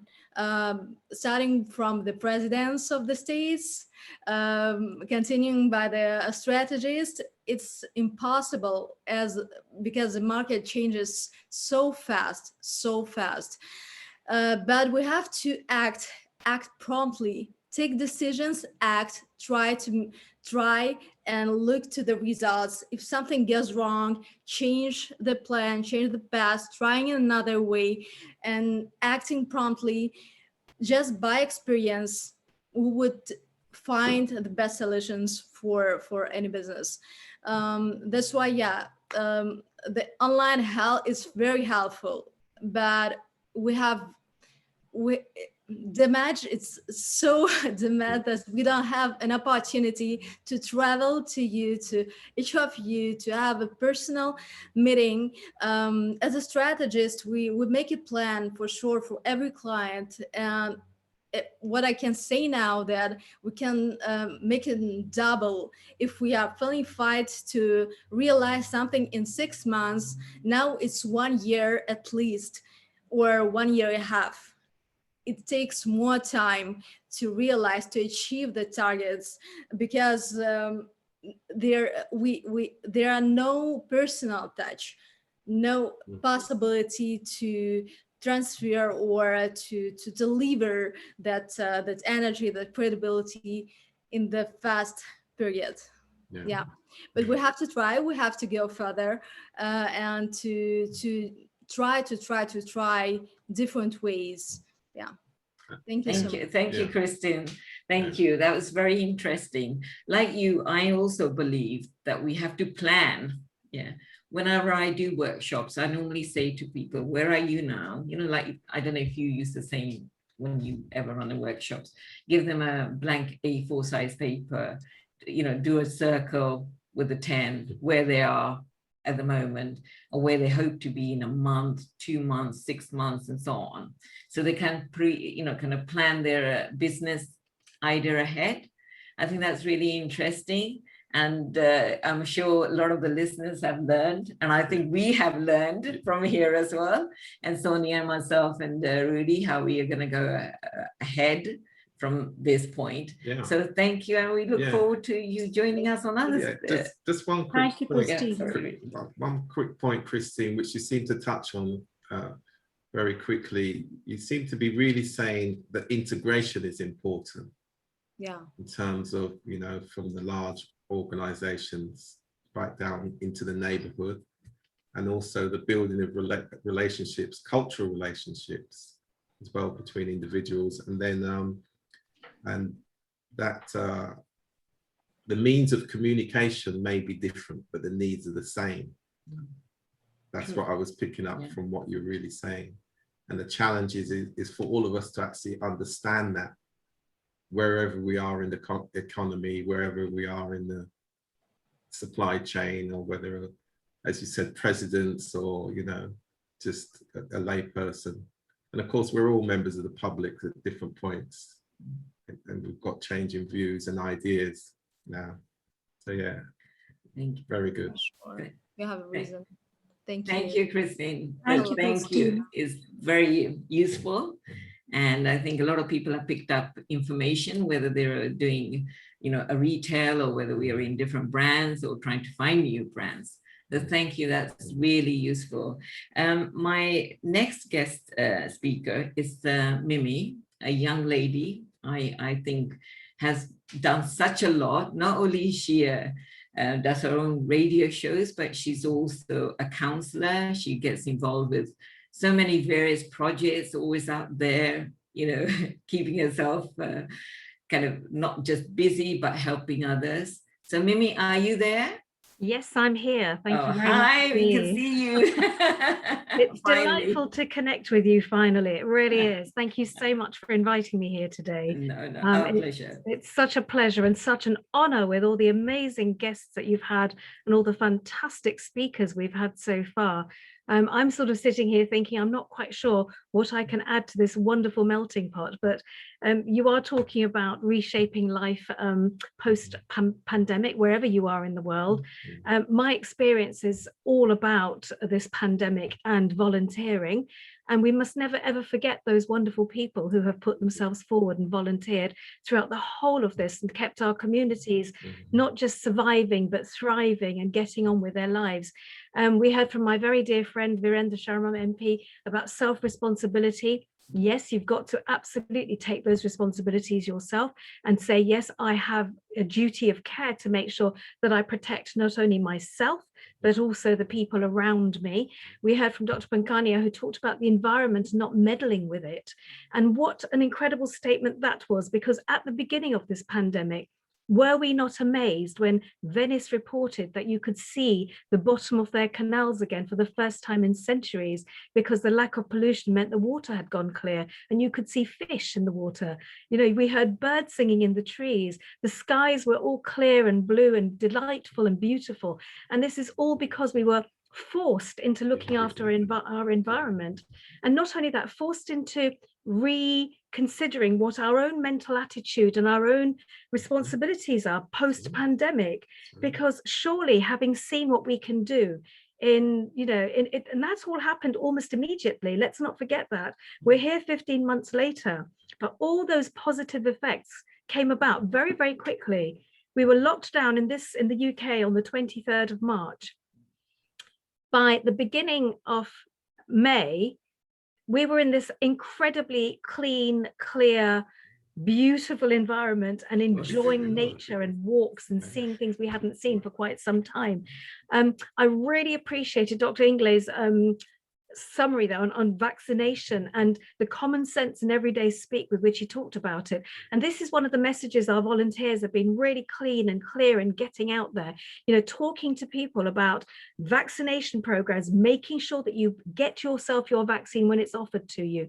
Take it and make sure that you are safe and that your community around you is safe, because it's not just about you, it's about your family and it's about your whole community. And there are so many communities that have been really reluctant to go for the vaccine. And Rudy, you explained very clearly why some people have been so reluctant, which I really appreciate. I've been making notes throughout all of this, and I'm going to use some of your words of wisdom there to explain to other people why there has been this reluctance. But actually, in having that reluctance, what we're doing is alienating certain pockets of our community and ensuring that they don't have the freedoms that we're all building up towards now, with lockdown about to ease, we hope, on the 21st of June. So listening to all of this, I mean, I loved, Ishita, when you talked about your absolutely beautiful, holistic approach to beauty and the self-healing in that, and everything you said just touched so many different sort of issues with me, because I went out for my first face-to-face meeting earlier this week when we had our first full council meeting of the new unitary authority here in Buckinghamshire. And I suddenly realized, my goodness me, I haven't picked up my bottle of perfume for I don't know how long, because I haven't been looking and sort of interacting with people. So it's been the I odd saw day. you nodding there. I Yeah, did see you there. absolutely, absolutely. And Sonia, I saw you She nodding could away relate a there. lot. Absolutely. But you know, it's about that sort of looking after yourself and making yourself feel good is wonderful. And volunteering is a wonderful way to feel good about not just life, but about your community and about yourself. I often feel like I'm being very, very selfish when I volunteer, because in volunteering, I personally get so much from it. But when we look at what has happened during this pandemic, we mustn't lose those lessons we've learned. We've had individuals who've never volunteered before, who've come forward and who've done, you know, done things for other people in the community and supported the community. We've had people, I mean, I myself belong to 5 different volunteering groups, and I've been shopping non-stop for people who are vulnerable and shielding and who couldn't get out. Not just because they were elderly. One family I was shopping for, it's because the husband had an organ transplant. So therefore the whole family had to isolate in order to protect his health and make sure he didn't pick up any infections from that. You know, but we've been collecting prescriptions for people, running errands for people, making sure, and treats, not just that, taking national days like VE Day, for example, which is not a million miles away again, and just going around and delivering boxes of cakes and chocolates and biscuits, homemade biscuits, to elderly people or people who are isolating, just to bring a smile to their face for a day. Because all of these things have become so important during this pandemic, when we have been literally isolated from other human beings. And we are, as human beings, we are sociable creatures. And it's important for us to have that human contact and to have that interaction. And whereas I hear lots of people saying, I've thoroughly enjoyed working from home, and let me confess, I have enjoyed being a hermit. I've enjoyed watching Home and Away, which is, you know, a program I watched when I was a teenager. I've enjoyed watching it at 3 a.m, having pre-recorded it, because I don't have that schedule anymore to adhere to, because I don't have to be rushing around doing things. But actually, let's take some of that wonderful ethos and let's make sure we don't lose it post-pandemic. Make sure we continue to look after our communities and the vulnerable people in our communities. And as individuals, when we've gone back to work, let's still find an hour a week, maybe to volunteer, and maybe go and make a phone call. I was doing several hours of phone calls a day to elderly people who were isolated. And every Saturday morning, we have a little Zoom call. We call it our Saturday morning coffee morning. And we talk to people who are isolated and shielding, and we have that chat on a regular basis. So at least once a week, there is going to be that contact. And it's amazing how people have taken to technology. Let's not forget that within communities themselves, how communities have learned to embrace, you know, this whole pandemic in essence, and to give and to, you know, look after and look out for each other as communities. And that's been an incredible, I think, thing to see. We have road WhatsApp groups now. Somebody says, I'm off to Tesco's, and of course other supermarkets are available, but I'm off to Tesco's in half an hour. Does anybody have anything they need me to get for them? You know, that sort of messaging system. So somebody who is elderly and isolated and living on their own in a bungalow, and I'm pointing there because there is one particular lady that we shop for a lot over there and look out for, she can say, I'm running out of tea bags and I need some green top milk. Can you get that for me, please? You know, so you can do things like that to keep people going. And for them, it has been a lifeline. It has been a lifeline of contact, of humanity, of knowing that they won't be looked after. Something I have to confess, and when I was right at the beginning of this, when we first went into this pandemic, I was in Marrakesh and I was training people there in my background is politics. So I was training people in Marrakesh, some 21 African politicians. I came back from that and found there was nothing on the supermarket shelves. And I couldn't believe what I was seeing. There wasn't even a stem, you know, a leaf of the broccoli stem on the floor of the supermarkets, because everything had gone. Everything that was edible, everything that was preserved in cans, anything and everything had gone. And we hadn't stockpiled. The worst thing was, what was everybody doing with all that loo roll? You know, I'd love to know what people did with all the toilet paper that they stockpiled, you know, but we have to, when we think about these things, remember what happened, remember not to do things like that again, because there was plenty for everybody, but some people stockpiled and made it impossible for some really vulnerable members of our community not to be able to get food. I remember trying to go out shopping for 5 different families that I was shopping for at the time. Couldn't get anything here locally. Thought, oh, I'll go to High Wycombe. They've got, you know, and as I say, lots of supermarket brands are available, but they've got a huge Sainsbury's, a huge Tesco's, a huge Morrison's, a huge Asda, 5 different branches of Lidl, 6 different branches of Aldi. I'm going to have every opportunity to shop for all these families. Guess what? Every supermarket was stripped bare. It was the most frightening experience ever, because I honestly believed we're not going to be able to eat for weeks and weeks and weeks. And these people who are vulnerable, especially, what are they going to do when I can't even get them a loaf of bread? Because at least for me, if you can have a slice of toast, you get some, you know, it gives you some nutrition and nourishment and some energy as well as some pleasure. I could eat a whole loaf of bread, by the way, toasted with butter. That's my big weakness in life. But so what I'm saying is, as communities, we mustn't forget that we must try and continue to support the vulnerable in our community. As businesses, and some people did really well business-wise, if you were like in the chair that I'm sitting in now, which I'm rocking away and I'm holding my posture very correctly, if you're like this business here and you've made a lot of money out of the pandemic from people working at home from Zoom, wanting to protect their back health and their physical strength and their health, give back to the community. You know, help those other businesses who have not found it so easy. Help the businesses who have really struggled to survive. And one of the ways that we've all done this as people in our communities is we have been shopping local. We've been supporting our local businesses. We've been buying online locally and clicking and collecting or clicking and delivering locally. Let's continue to do that and support those local businesses as they rebuild their livelihoods and as they rebuild, you know, the things that they have lost. And some people have lost a huge amount. You know, let's continue to support people, and not just our communities and our businesses, not just keep up the WhatsApp groups and our neighborhood groups and continue to support people, but let's support. I mean, Rudy, you mentioned mental health. Absolutely. This has been one of the biggest issues of this pandemic, is people's mental health and how they are approaching life. As I said, I would be very happy, I believe, or I believed until Wednesday, to become a hermit. Having gone and met people again at that first face-to-face meeting we had at Stoke Mandeville Stadium in exam conditions. Have a look at my Facebook page and you'll see what I mean. I have to say, I realize I miss people. I miss that contact. I miss that face-to-face conversation, because it's not quite, you're all lovely and I love looking at your faces on here, but it's not quite the same as seeing you all in person and watching your real expressions, you know, close up and being able to read the sparkle in your eyes, for example. Yeah, it's not the same as that.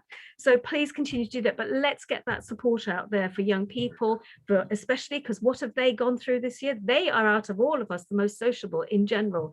So why, you know, they've been completely isolated and cut off, and the youngsters are really teeny tiny ones. Anyone with young people in your life, whether it's children, grandchildren, great-grandchildren, you can see the change in those young people from not having social interaction. So let's try and really build a community that's going to really support young people, all of our mental health, our businesses and our retailers, our communities, all those individuals who are self-isolating and shielding still, who are very vulnerable.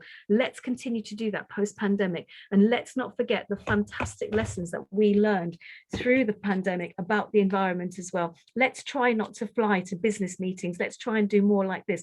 Let's have a wonderful blend of, you know, virtual and face-to-face in order to try and preserve some of what we've achieved during the pandemic. So there was a lot of heartache, and my heart goes out to everybody who lost family and friends during this pandemic.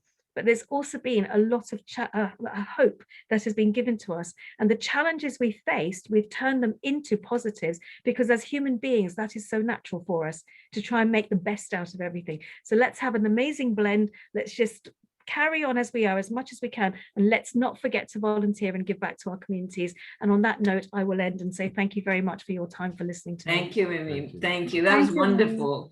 I mean, like yourself, most of Rudy and I, well, we were a part of an organization called, well, I still am, Lions Clubs International. So I know Sonia was also with her husband collecting food, you know, from supermarkets at the end of the day and giving, and that's why when she joined our Lions Club, so we utilized that experience as well.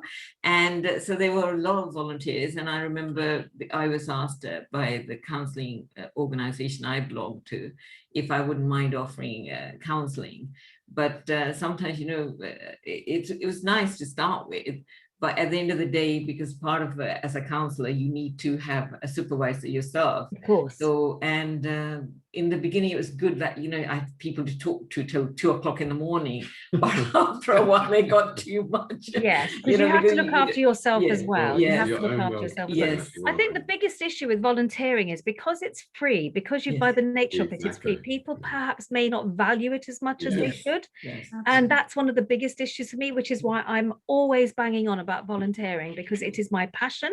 I am Yeah. chairman of Community Impact Bucks, which is the umbrella organization for volunteering, charity and community in Buckinghamshire. I mean, I have to say to you that I'm one of these people that can't say no. My husband keeps saying to me, there's a little word that begins with N, it ends in O. Can you try and use it every now and then? You can't say it. No, you can't do it. If your No. nature is to give and to make sure that Yes. your people are looked after, you keep doing it. But Yes. we also have to remember to look after ourselves, Yes. because that's Exactly. something I completely forgot during the pandemic. That's I mean, it. like you're saying, at 2 o'clock in the morning, I remember one day thinking, I've been in this chair for 17 hours. Yeah.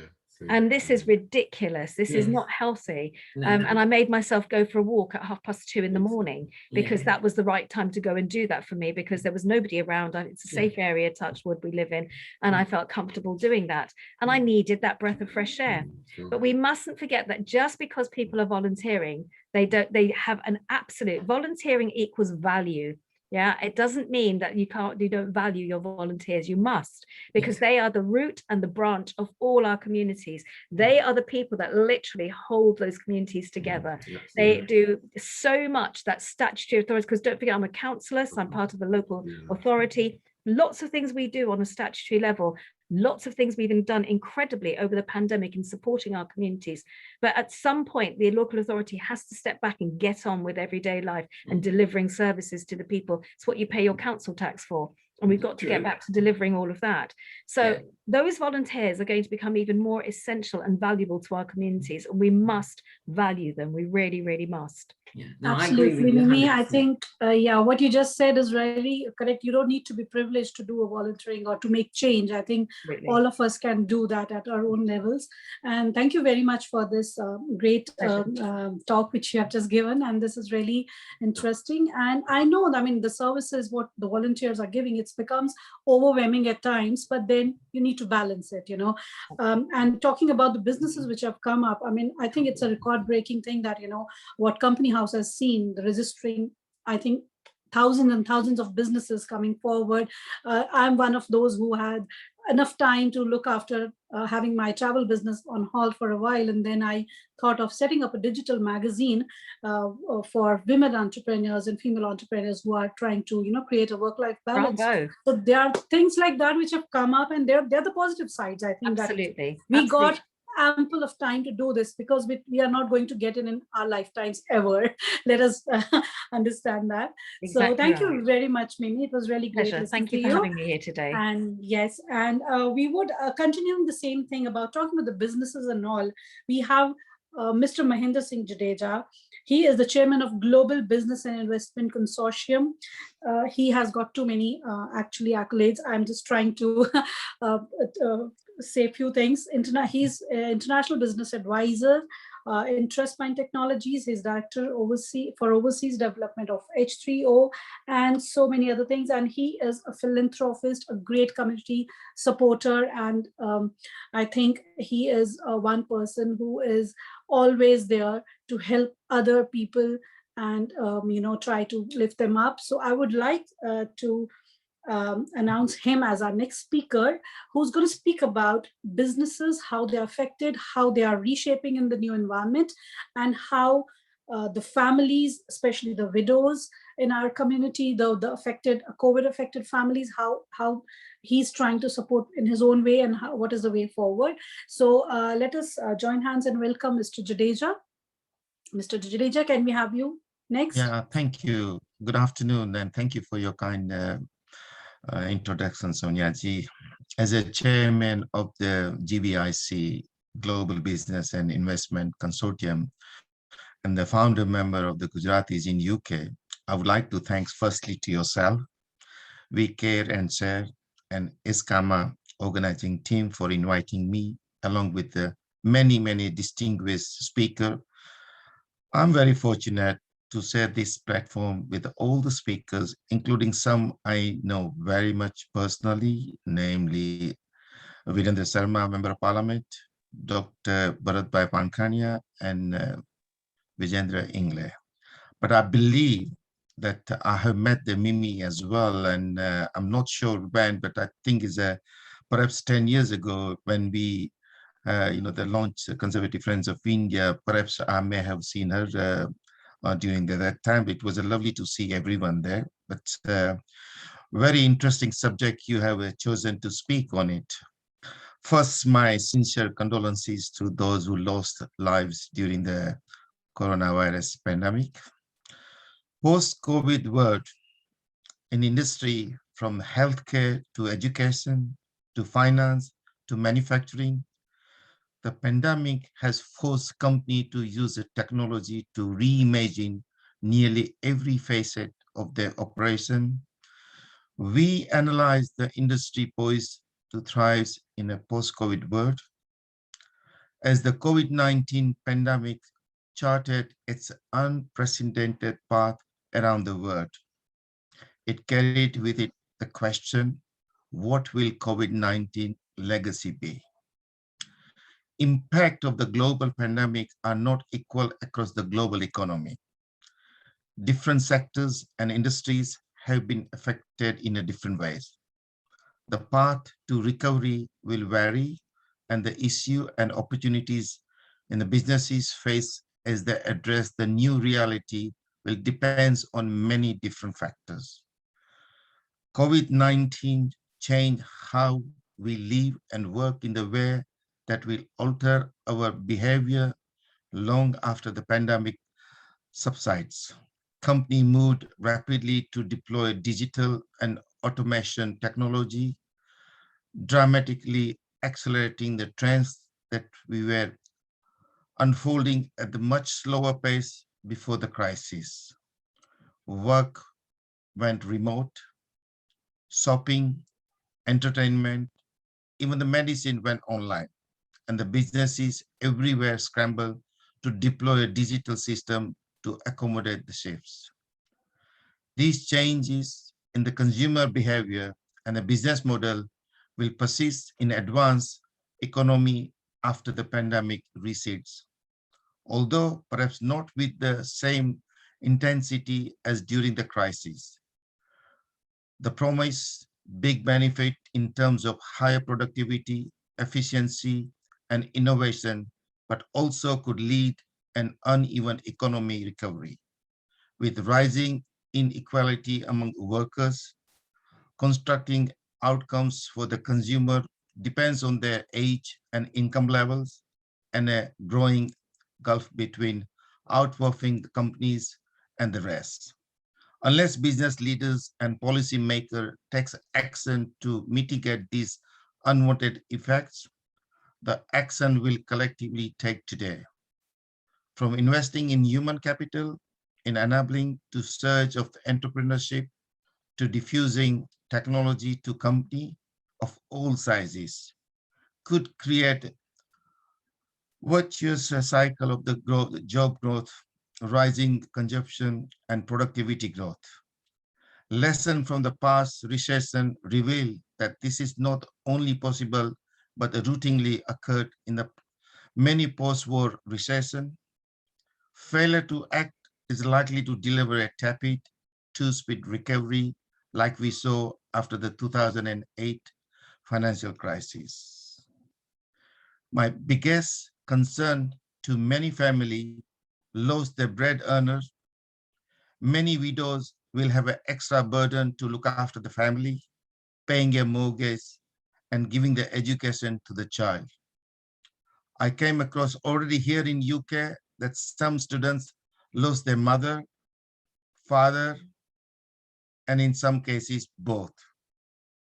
I hope organizations like yours and similar consider to highlight the issue and perhaps worth considering to raise the needy cause some financial support. I can talk on the many business side of it there, but I would like to elaborate more in a general. I'm happy to ask answer any question regarding the business. And Isita, you've been fantastic for your your presentation. And if I can be helpful to anytime, anywhere, I'll be delighted to help any business people there, because what I've gone through during my 14 months since I last visit launching the UK product in Delhi during the 28th of March till 28th of February to 8th of March. And I remember I met the Prime Minister Narendra Modi and asked me, Dada, when you're going back there? And I said, next day. And the 15th of March, it was a lockdown there. So I have seen it, I have learned it. I can say that there are a lot of things can be achieved. I'm very, very thankful to God that they gave me the strength in the last 14 months. And what I achieved it, which is in the last 14 months, which I did not achieve it before 5 years ago. So I'm here to ask any question, anyone. Thank you. Talking about that families, how are we supporting the families who have lost their parents, or the bread earner has been not there? So how are we supporting them? I mean, what are the efforts which we can do as in collaboration, or what are the other things which you have been doing? I think it's a very, very good question there, because you don't realize how much the being a mother lost the husband and wanted to the support the child there. This is only can be expressed by the mother. What we have to create there, we should create some sort of support there, because the support, it's a long way to go. But if we can start from smaller version, then we can help the people create some sort of the funding for this particular reason. And if we can help even the 1% of the what we have asked the question, I think we should be proud of, because I remember that Dr. Bharat Pankania and Dr. Ingle said, look, if I can be saved, Dada, for a 1%, I'm happy to come on a Zoom to advise anybody regarding the COVID, regarding the vaccination. So it is our duty, whatever we can do. We cannot help everyone, but if we can help 1%, is more than enough. Sorry, I was just going to say, because I remember it was the introduction that you're in charge of widows and orphans, is it? We as Lions clubs had joined up quite a few years ago, over 11 years ago, with our Delhi Lions Club's members to run a widows project, which is actually funded, really, if you remember, by our Lions Clubs International. And we joined up with Lord Lumba and his association. So we do, and I was a widow at the age of 26 with 2 young daughters. So I do understand, and even in the UK, 1989, myself and another friend set up single parents groups in Hounslow. It was one of the first one, and we had the Gingerbread, which was the National Single Parents Association. So I do understand the problems that mothers, whether they're widows, whether they're single moms, face. And I do remember at that time the government of that country was saying single moms were taking a lot of money, and it made me very angry, because I was I was a single mom. I said, well, every single mom I know wants the best for her kid. And I remember at that time, Mahendraji, my daughter, who was about 15, came home and wouldn't do her homework, typical. Oh no, I just saw it on the BBC Single Parents. Children aren't expected to achieve anything. And that made me angry, because I'm an Asian, I respected my parents. So I said, okay, fine. If that's the case, you won't get any help from me. All right. But she was scared of Anandaji, so she didn't do her homework. But now, because we know the situation in India, we have been working with other organizations, not just as Lions, we have fun, but with other organizations. We worked with Khalsa Aid, we worked with other smaller units, that are based in India. But you're right, it's sometimes helpful if we can all join together to make sure that help goes to the people that is, are deserving of it. Because sometimes what I find that when you raise things, it doesn't go to the actual person. That's why I like to be very much hands-on, whether I'm doing, giving food out, I'd rather be part of that. So I know the right people are getting it. Whether I'm offering counseling, all right, I know sometimes if it's like, if I'm offering counselings, how to feel better, whether it's Reiki healing, whether it's, meditation and so on. But how do you see it forward? You mentioned about people getting it. How would you see, because you've got a wide range of people listening in today, and hopefully it will go to even bigger audience. How can we then join with you to give that kind of help to the deserving people? Abnasi, you actually hit the nail at the right place. That the money we collect there, but is it going to the right places or not? That is the biggest concern to everyone there. I don't know whether you know that, but I became a brand ambassador for the Lumba Foundation about year 2000.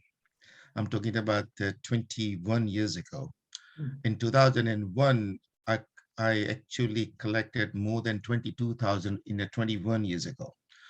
It wasn't. It's a maybe a small the drop in the ocean there. But if we don't try anything, then don't get it. But I believe that any project I involve in it, I make sure that I personally go and visit that particular project. Otherwise, the project will disappear. Money can be disappeared as well. And recently, last 6 years, I'm involving in a homeless charity. I'm the trustee of the homeless charity in United Kingdom. Even the last week, I was out in the London, central London there, distributing the clothes and things like that. Yes, Adidas people will help us a lot with the the carry case and everything there. So whatever you needed there, is that the product, are we giving to the right people or not? It's only can happen when you are there, you are actually carrying the bundle. And I spend the good half an hour. So we support any charity where I personally can see myself, rather than say, here you are, take the money there and off you go. No, that's not the way. So what your question is, that is many people there, because if you don't deliver by yourself there, then you don't feel that you are safe there. And in my idea that in a business community, we should do the same thing. I don't know whether Sonia, if I allowed to, elaborate a little bit more about, this is the first time ever we are launching the brand new airline, British brand new airline. And people used to say that if you are a billionaire and you wanted to millionaire, then you start the airline. And I wanted to say, if you are nothing there and you want to become a millionaire there, because what our is I don't know whether you know that, but in the United Kingdom, we have got a 1.8 million Indian diaspora lives in United Kingdom. Out of that, I would think is about 800 to 900,000 are Gujaratis, 5 to 600,000 are Punjabi, and rest.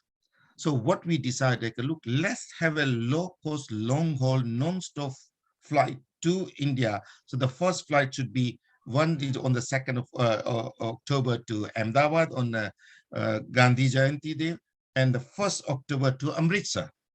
And that should be low cost. But what we decided is not the low cost. Only the thing is that, but it should not be low service at all. Yeah. And plus, our aim and objective would be that every time one passenger return back the journey, we will plant one tree. So that this is the first time ever in the history that this particular airline will be the first airline in the history to, there will be going green completely. So these are the things which is we should do that. And not only that one, every people are involving in this particular project, again, back to your point there. So one of the, the person of the airline will travel with the plane, make sure that adult is being looked after, child is being looked after, and this sort of personal service, we wanted to give it back to the, the communities here. So it is a community based, we wanted to, to go ahead with it. Yes, I agree with you, and I'm happy I can get connected to so many people there. I'm involved in so many other, I don't want to do, the pump up about what I'm doing there. what can I do for others? That's what I wanted. I'm here for it, rather than what you can do to me. I only expect that people join us. Let's collectively together and like-minded people help this world, regardless whether it's India or any country there. Yeah. Because you know, the Dr. Pankania said, Vasudeva Kutumbakam. This whole world is a family. Let's help the family. And that note, if it's any another question, if it's there in your mind or anybody else, I'm happy to answer. Thank you so Yeah, much. we'd be interested in your thoughts around reskilling, because you spoke about the challenges, the economic challenges, and obviously these days we have to have a much greater focus around women and youth development and their role within the economy. So I just wondered whether the reskilling, which is necessary now in this post-pandemic era. Well, does good that job fit you into your asked. plans? Very good question. I've been approached by, fortunately, Rajasthan Foundation, where as a commissioner of the Rajasthan Foundation asked that the reskilling, the skilling, and that is a lack in Rajasthan. And I have taken up, like in Gujarat, they used to call the vibrant Saurashtra. I mean vibrant Gujarat. Now the Rajasthan they call the Rajasthan Foundation, and that challenge I have taken up. I will feed back to you because I personally like to involve with it. I've been talking to the commissioner and Rajasthan, and there is already been plan for it.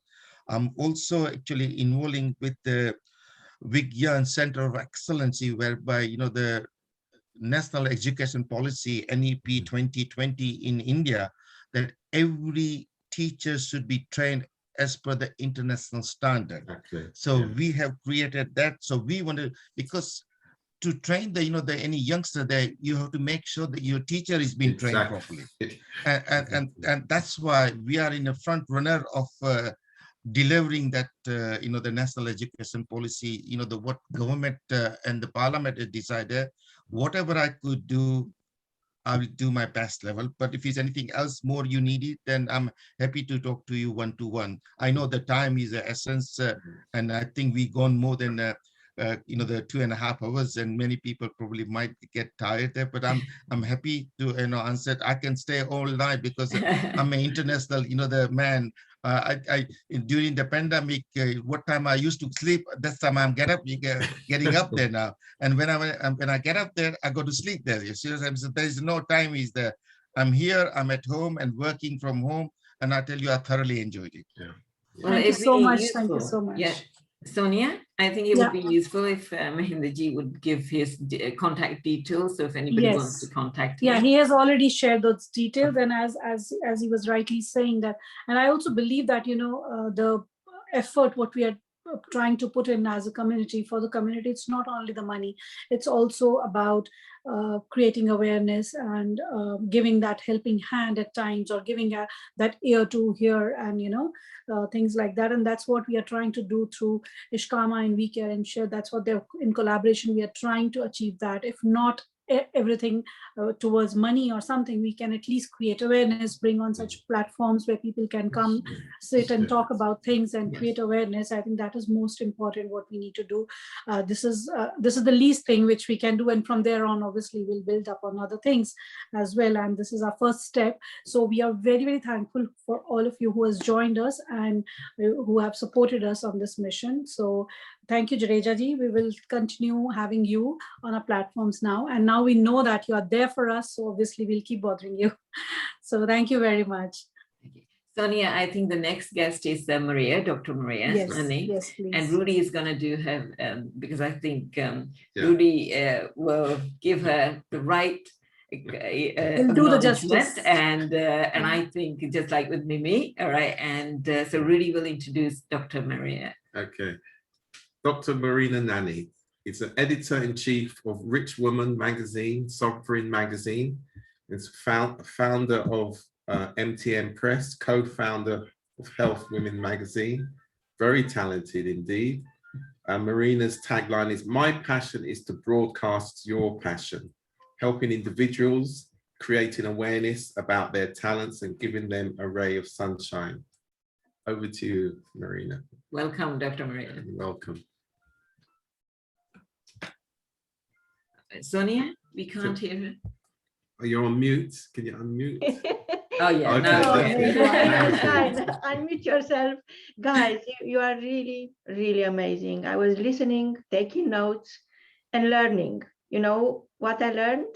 I learned that everything is done and everything is done so well. And yet this world is a big puzzle, right? I was listening to the young ladies who share their story and their vision for skincare and for so I'm thinking the world is this big puzzle, and without one piece missing means the puzzle is not complete. This big world is not complete. Without you, without every one of you, the world is not complete.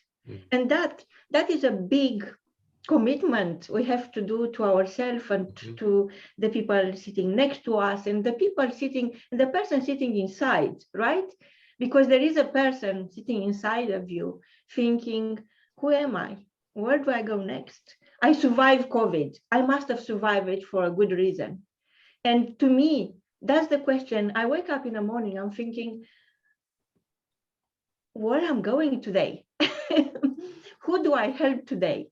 Because this is all about, not about us, you and me here, is about the people we can help together. And I really want to congratulate each one of you showing up. And Sonia, it's just amazing. Congratulations in creating a publication that is designed for greatness. And it is self-awareness. Everything starts with self-awareness, and everything that I meant to say is already said. So thank you for that, but leaves me with very little else to say. And I would say that 200 years ago, a great writer, William Farr, said, what the gunpowder did for the war, the printing press did for the mind. And that to me means that your story matters. That to me means that, yes, we are in different stages in our consciousness, and we are on a different mileage, right? So I'm always thinking, what can I do today with the mileage of today in my own journey to make it better, at least for one person?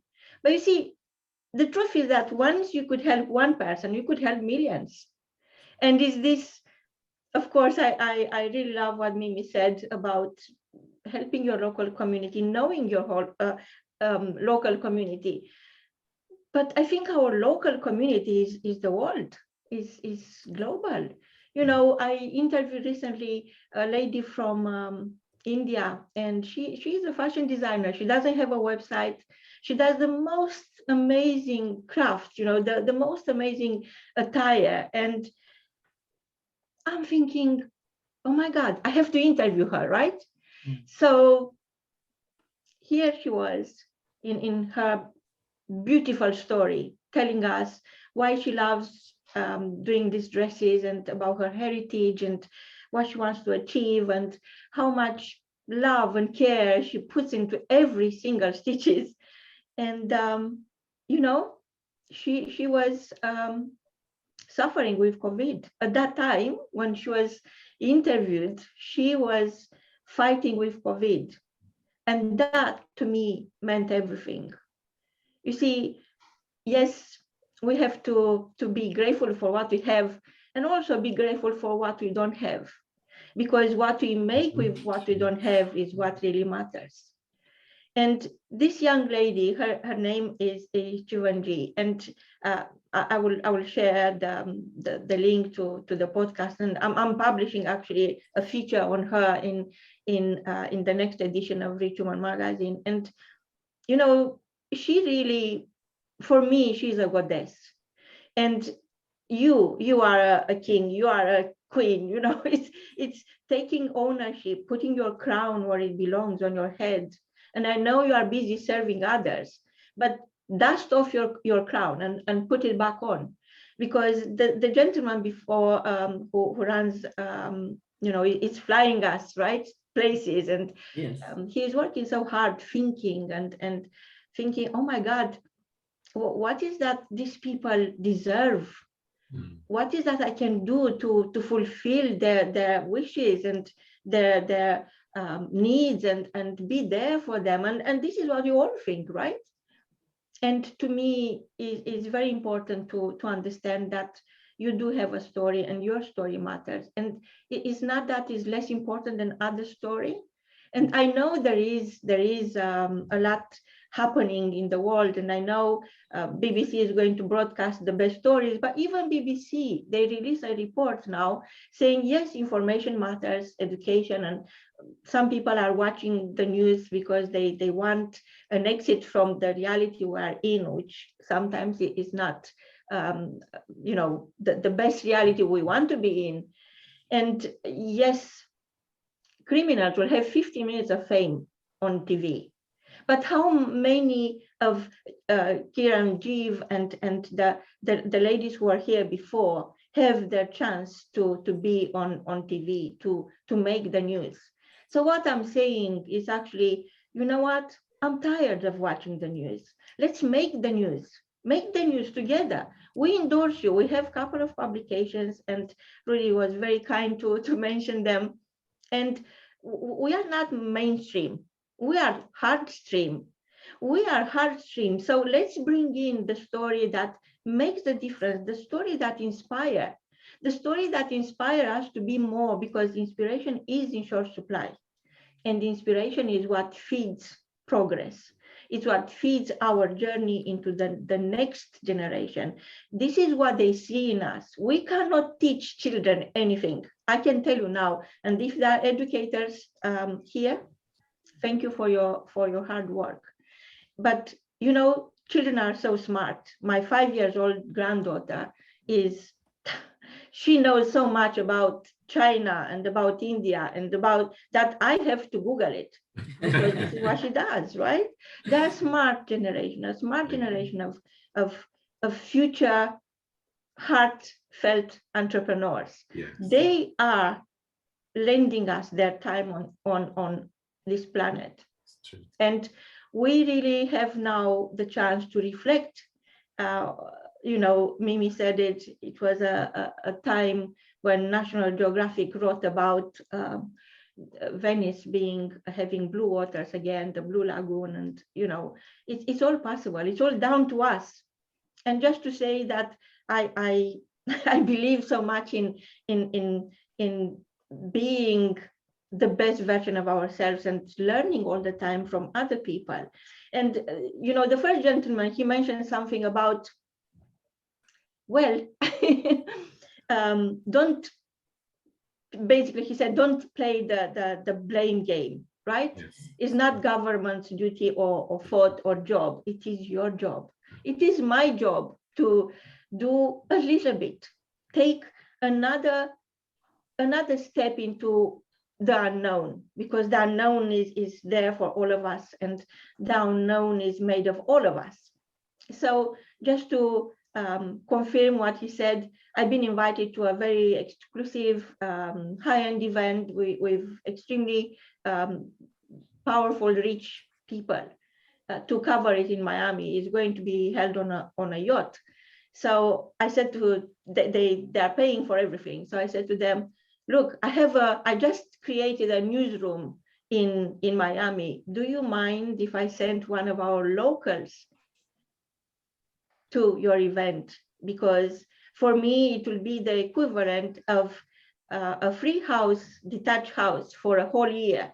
If I come to Miami and back, this is how much carbon print I'm going to create.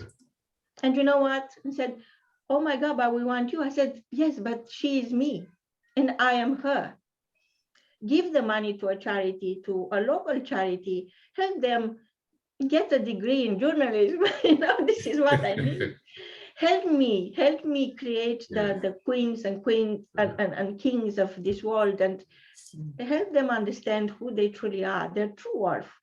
And you see, I experienced a lot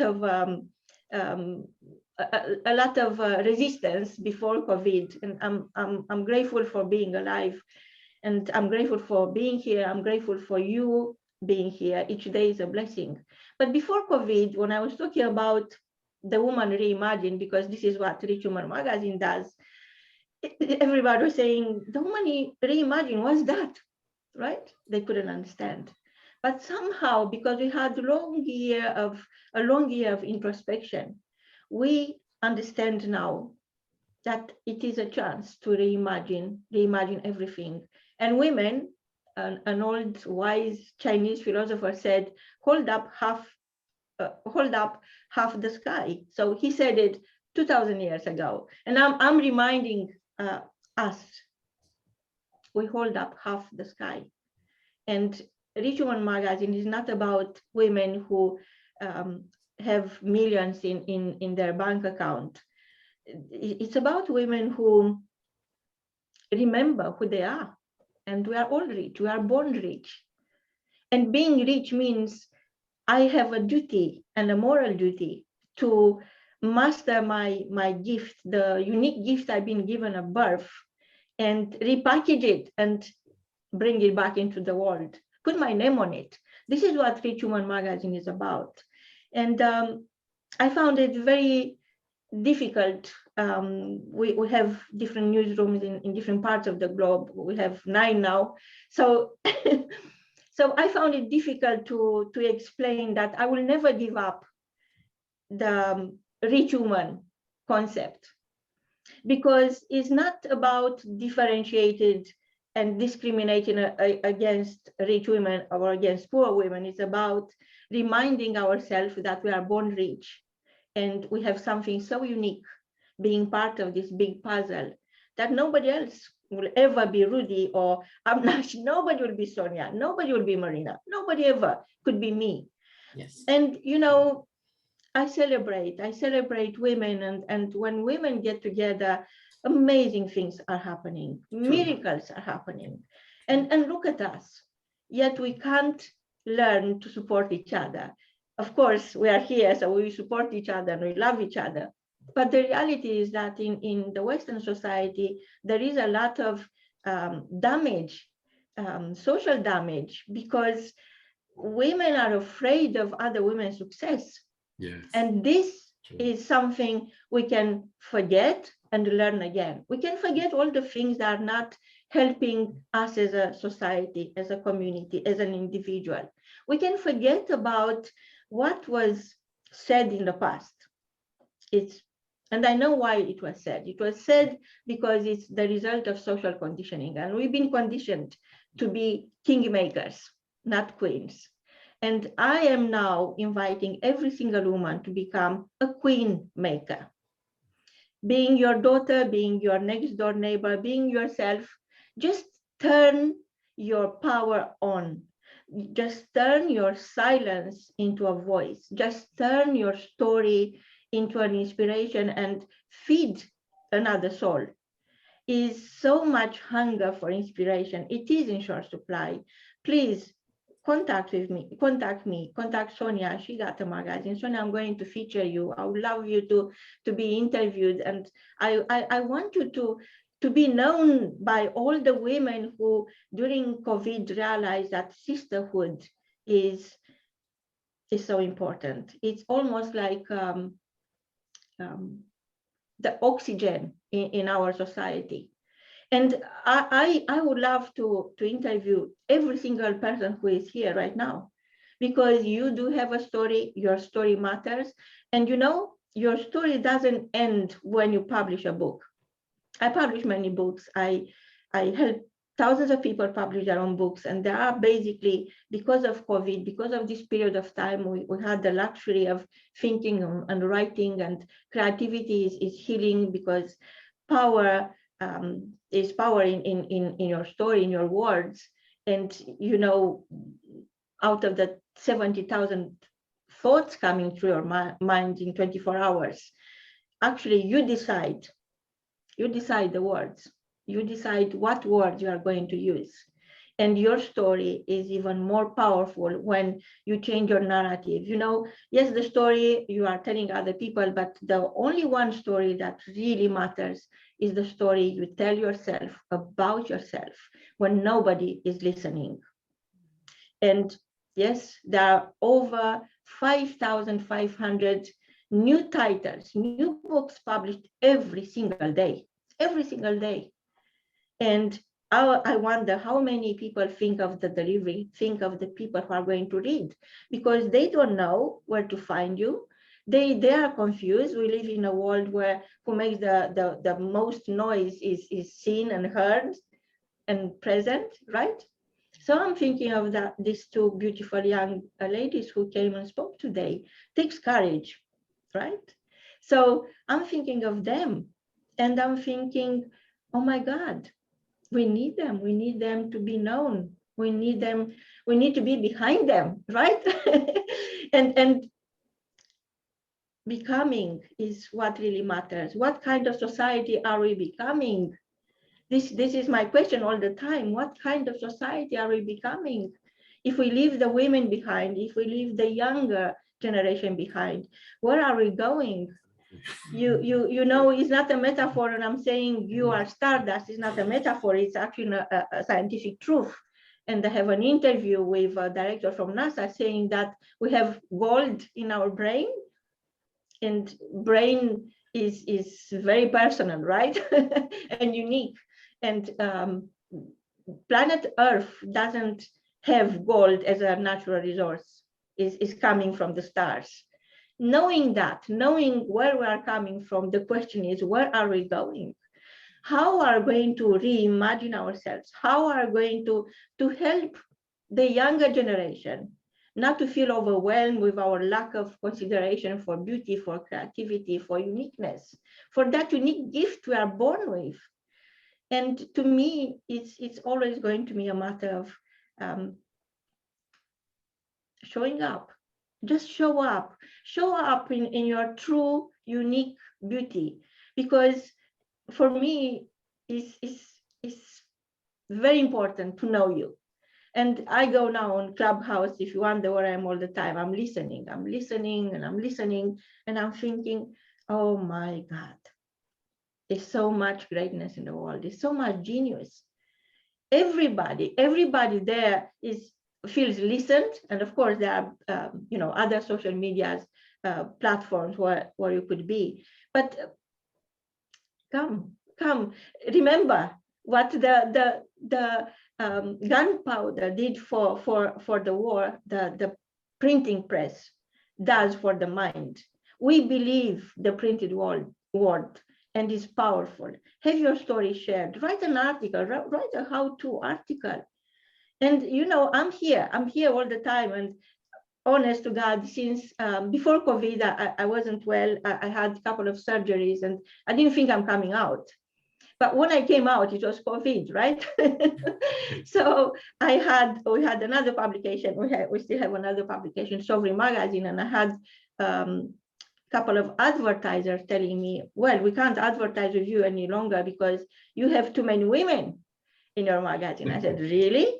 Watch me. So now we have Rich Woman Magazine. It's women only. That men, if they want to, they're welcome. We know they have half of the sky, but women getting together.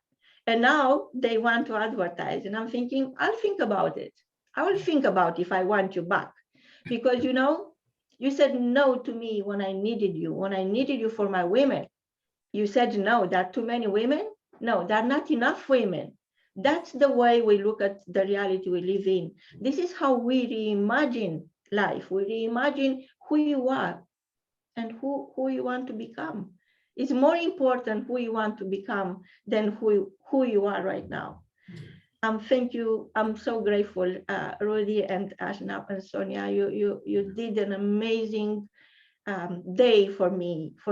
I didn't expect this. I was just here to support and be here for you. But this should be just the beginning. This is a summit. This is a summit of good news, and I'm here to chronicle everything. Thank you, guys. Thank you so much. Thank you, Maria. That was very nice. And I still remember the first time we met, which I don't know if you remember. You were there with your husband, and I was there. I had just flown in at the Women Economic Forum in the Midlands. Yes, we were both there. We both got. It was my son, actually. I'm a widow, so. Was it your editor? Yeah, Yes. Osan, and so it was, and I was really impressed when you. I looked at you and I thought, God, I wish I was looking that elegant, and so it was, and we did agree to get in touch, but then you know, the COVID happened and all this, and we never did because work-wise and so on. Yes. And it is amazing. Like you, I also believe that women united, nothing can stop us. But it's, I mean, in my profession, I have met women that sometimes can be our worst enemies. And this is why when I see people like Sonia, Ishta, you know, other young women coming up who are positive, who are, and not just women, but men as well. Yes, of Because course. I tend to promote both, to be honest, and because I work in a mixed environment. And for me, I think that there is hope for the world. You know, you start losing hope in the world because you see the wars, you see this, and then you see women like these young women that are coming up, and you think, okay, all that hard work that we did, because I remember when I joined the civil service, getting promotion for women, and especially from ethnic minority, wasn't there. And then you fought, you know, you stood for all kind of aggro.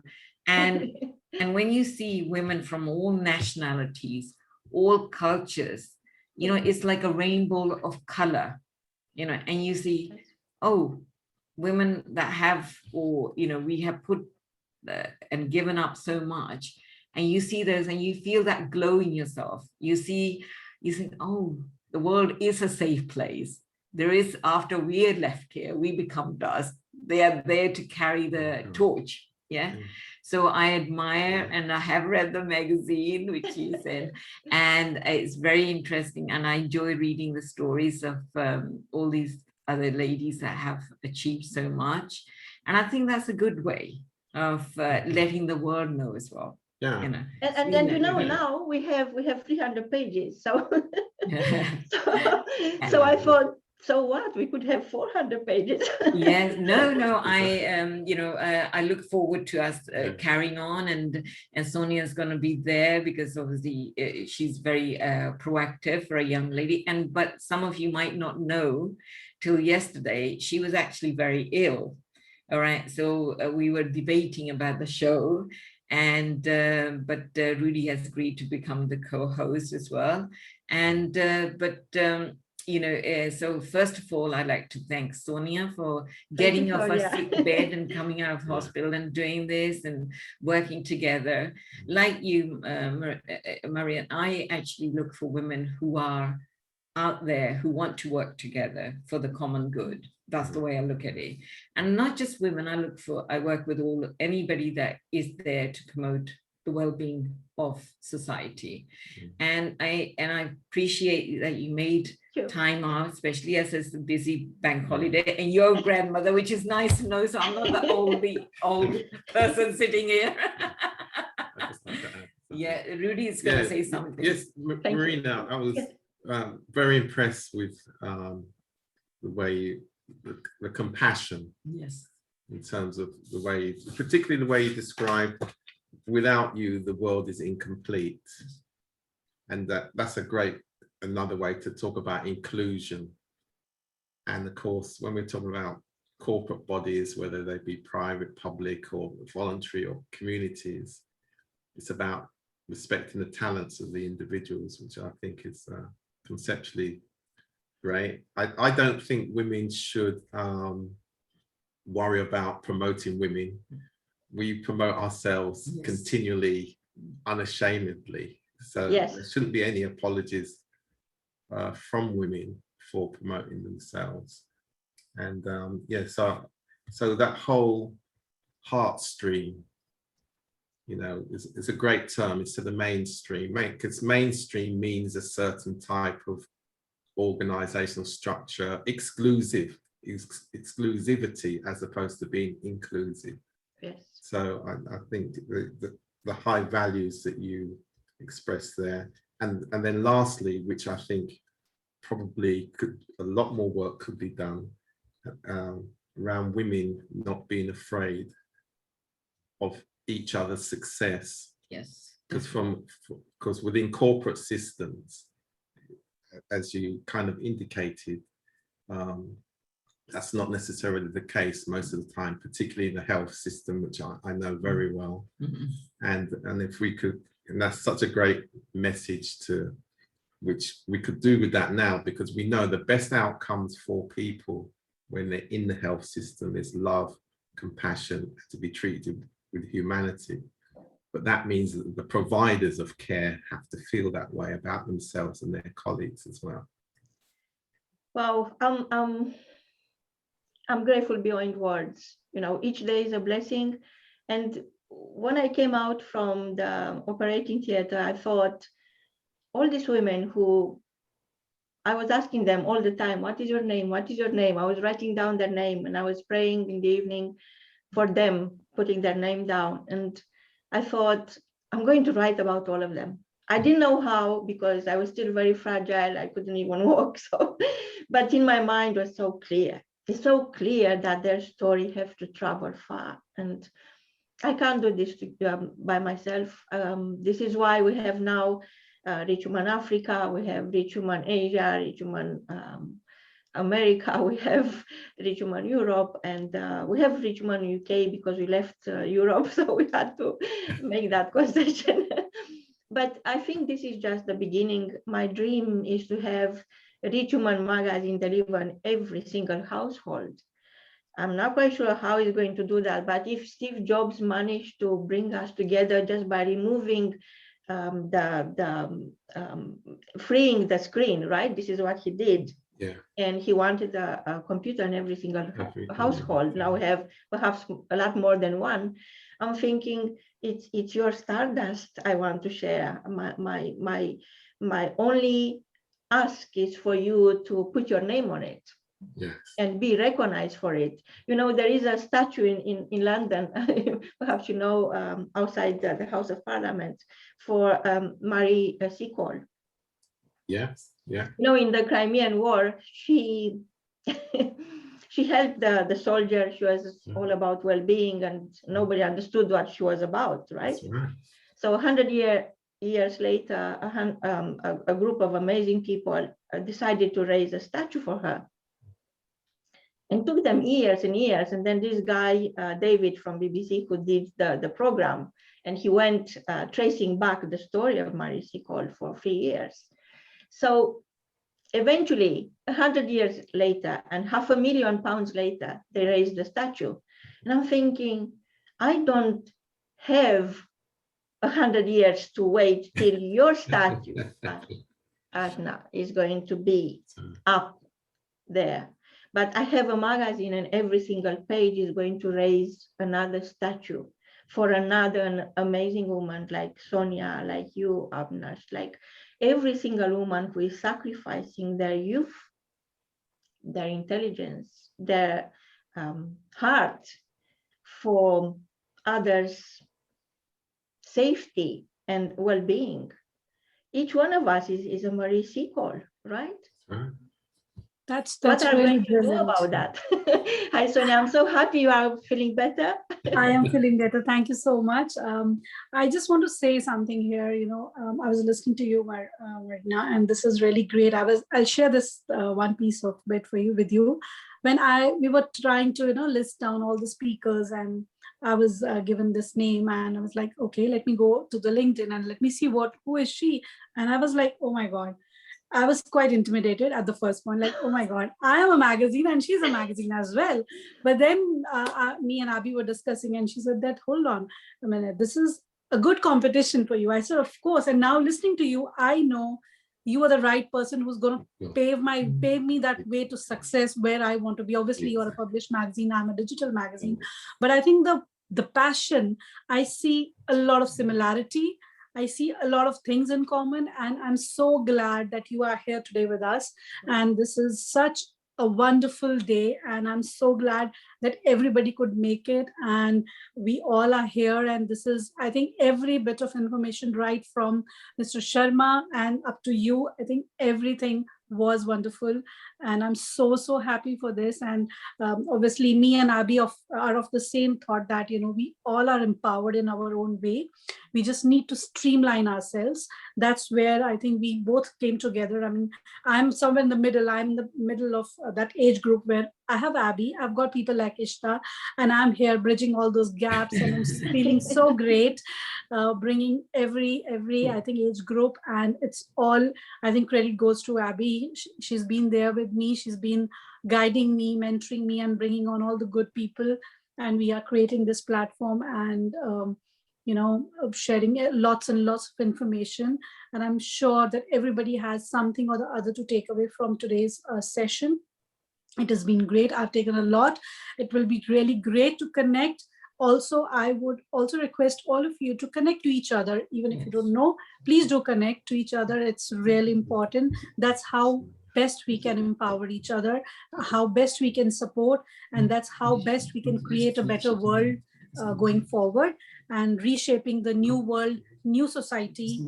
I think everything which is coming up, it's like we are lucky that we are stepping towards a new world, a healthier world, a safe world. So this is really great that we all are here talking about these things and sharing our wisdom, sharing our knowledge and experiences. We all will connect soon on a next platform. I'm sure what Mimi was talking about, the volunteering week, which is coming up, we will stay connected. We will keep on working with Mr. Jadeja. We'll keep on working. We'll bring on more and more information. Please do join We Care and Share page, and please keep on sharing your thoughts. Abby and I'm always there. You guys can connect. And thank you so much, Rudy, for your great presence today. And I was so much relieved when I saw both of you together, which I wasn't expecting actually, but then it's great. And I would like to thank all of you, Dr. Pankhania, Dr. Ingle. I need all of them, I think separately as well. This is just a start, as Mimi said, and I think Marina also said the same thing. This is just the beginning. We have been doing a lot of shows earlier in past, but then I think we are moving forward in a very right direction. And I'm so proud of this association with Ishkama, with Abby. And I'm looking forward to a great future ahead for all of us. So do you want to say a few words, Abby, before we close? Please close. Sorry, I also like to thank all the speakers. So you all know who you are. I mean, I can go down by the names, but I think Sonia's already done that.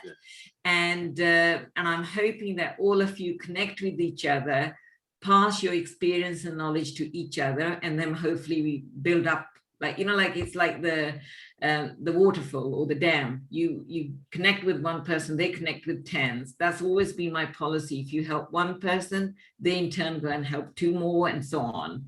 And I think that builds closer links. Like Mahinderji said, I had heard about this low-cost airline, and I was very keen because I remember when we used to fly off to India, to Punjab, I enjoyed traveling on an airline called, it was part of the Kingfisher, but it was called something else. And it used to travel from the UK at 9:45 in the evening, which suited me because I'd be working full time, quickly come home, get a shower and be at the airport because I live next to Heathrow. And it was wonderful because by the time you slept on the plane, you were at Amritsar in the morning, but they stopped it. And I think it was a fantastic way. And I still remember like Virgin when it took over from Freddie Laker, who created it, but then somebody else got the fruit of it. So, but I like to thank all our wonderful speakers, and I like to say, please keep in touch. And if we can help each other, if I can help in any way, please do let me know. And if anybody wants workshops on mental health or well-being, I mean, I run them free as well, but, and I'm happy to do it, and so is Rudy. He's, we run a few things in the past. And we are happy to do anything to help everybody. And again, Sonia, lovely to see color back in your face. I was a bit worried yesterday, think I might have to do it myself, and that's why now Rudy's going to be, you know, in there as well. I'm managing my stones within my body. So, all right. So thank you, everybody. Have a wonderful weekend, and let Rudy say a few seconds. Rudy, please. This has been a great forum today, most encouraging, and just the ideas, the innovative thinking, and the term that we always talk about is about helping others without expecting anything in return. Yes. So today has really been about that. So thank you very much, and welcome to all. Thank you, Mr. Jadeja, for helping us with wonderful speakers. And this is such, I think it was a great association, and we look forward to much more in coming future. Look after yourself. I didn't want it to, but I knew about it. Thanks to Nasik, you know, the retread, you know, you've been not well, and hence, if she did not tell anybody, I knew that not many people would have known that, but you have kept it so well. So it proves that it's a determination. You see, when you are, you know, enjoying something, that time you forget the pain, and that Absolutely. Is, you know, one of the, you know, the proof in the pudding there. So I hope, may God bless you all, and look after yourself. And this sort of, you know, the pain you go through there, not many people will ever enjoy it, but you take care, and thank you for having us. And if there's anything I could do, I'll be happy and delighted to help you in the future as well. Thank you so much. Thank you so much, Jadeja. Thank you, everyone. Thank you. We are off Facebook now, so if anybody wants to chat, just let know. Thank you, Rudy. Thank you so much. I'm really, I mean, I've been instructing you. You know, I've been sitting next to Rudy, and my stomach's been rumbling because I haven't had my breakfast or lunch. Me too. I really need to take medicine, and I was like, I just got my fruit bowl. I was telling my kids, you know, even my husband is not home, so what do I do? He's going sandwich. Thank you, Marina. Sonia, could you just say which Facebook? I've sent you the link. You need to probably add. Okay, I'm going to drop a link, which is please drop it for whoever wants for to the join. page, because page is also because then I'll reshare it on mine, because I couldn't find it earlier. See, Sonia, I told you Maria was a wonderful person for you. Maria is really Maria. You're there? Are you still there? Yeah. We really need to connect, you know. I was really like intimidated. Oh my God, she is a Rich Women magazine. And because she's a published one, and I'm a really teeny tiny toddler in front of you. Remember I said to you, I might take time, but I never forget. Right? So you know, one thing I would say, we don't compete, we complete each other. Yeah. And that's what I meant, that she can learn a lot from you, because, like, you know, we have learned a lot, but then their generation is different, you know, and so on. So I was sort of saying, she was a bit scared in the beginning. I said, no, I can introduce you to a person who you can, learn how from their journey, because, like you said, you want to raise a statue to other women. What about you, Maria? You have done so much. I'm an example for you. Try it on me. So I'd like to raise a statue to you, Maria. You're a wonderful lady. Thank you so much. Thank you. And I wish you a fabulous weekend. Enjoy every moment. Life is all now. Yes. We have nothing promised for tomorrow, but at least we can build tomorrow together for our children, grandchildren. Yes. I love you guys. You are absolutely amazing. Thank you. Thank you so much. I've just shared the link. Of the page, so anybody just like the page so that you get all the notifications beforehand for our next programs, whatever is happening, and stay connected. Thank you so much for your time. Thank you. Stay well and get some time. And Maria, next time if you're not well, I live in Hounslow, but I'm always traveling up to London as well. So let us know. That's what we are, sisters. We're there for each other. I would love to meet. I would love to meet again soon. Thank you so much. Bye-bye. Bye-bye. Bye-bye. Thank you. Thank you, Aarti ji, for joining.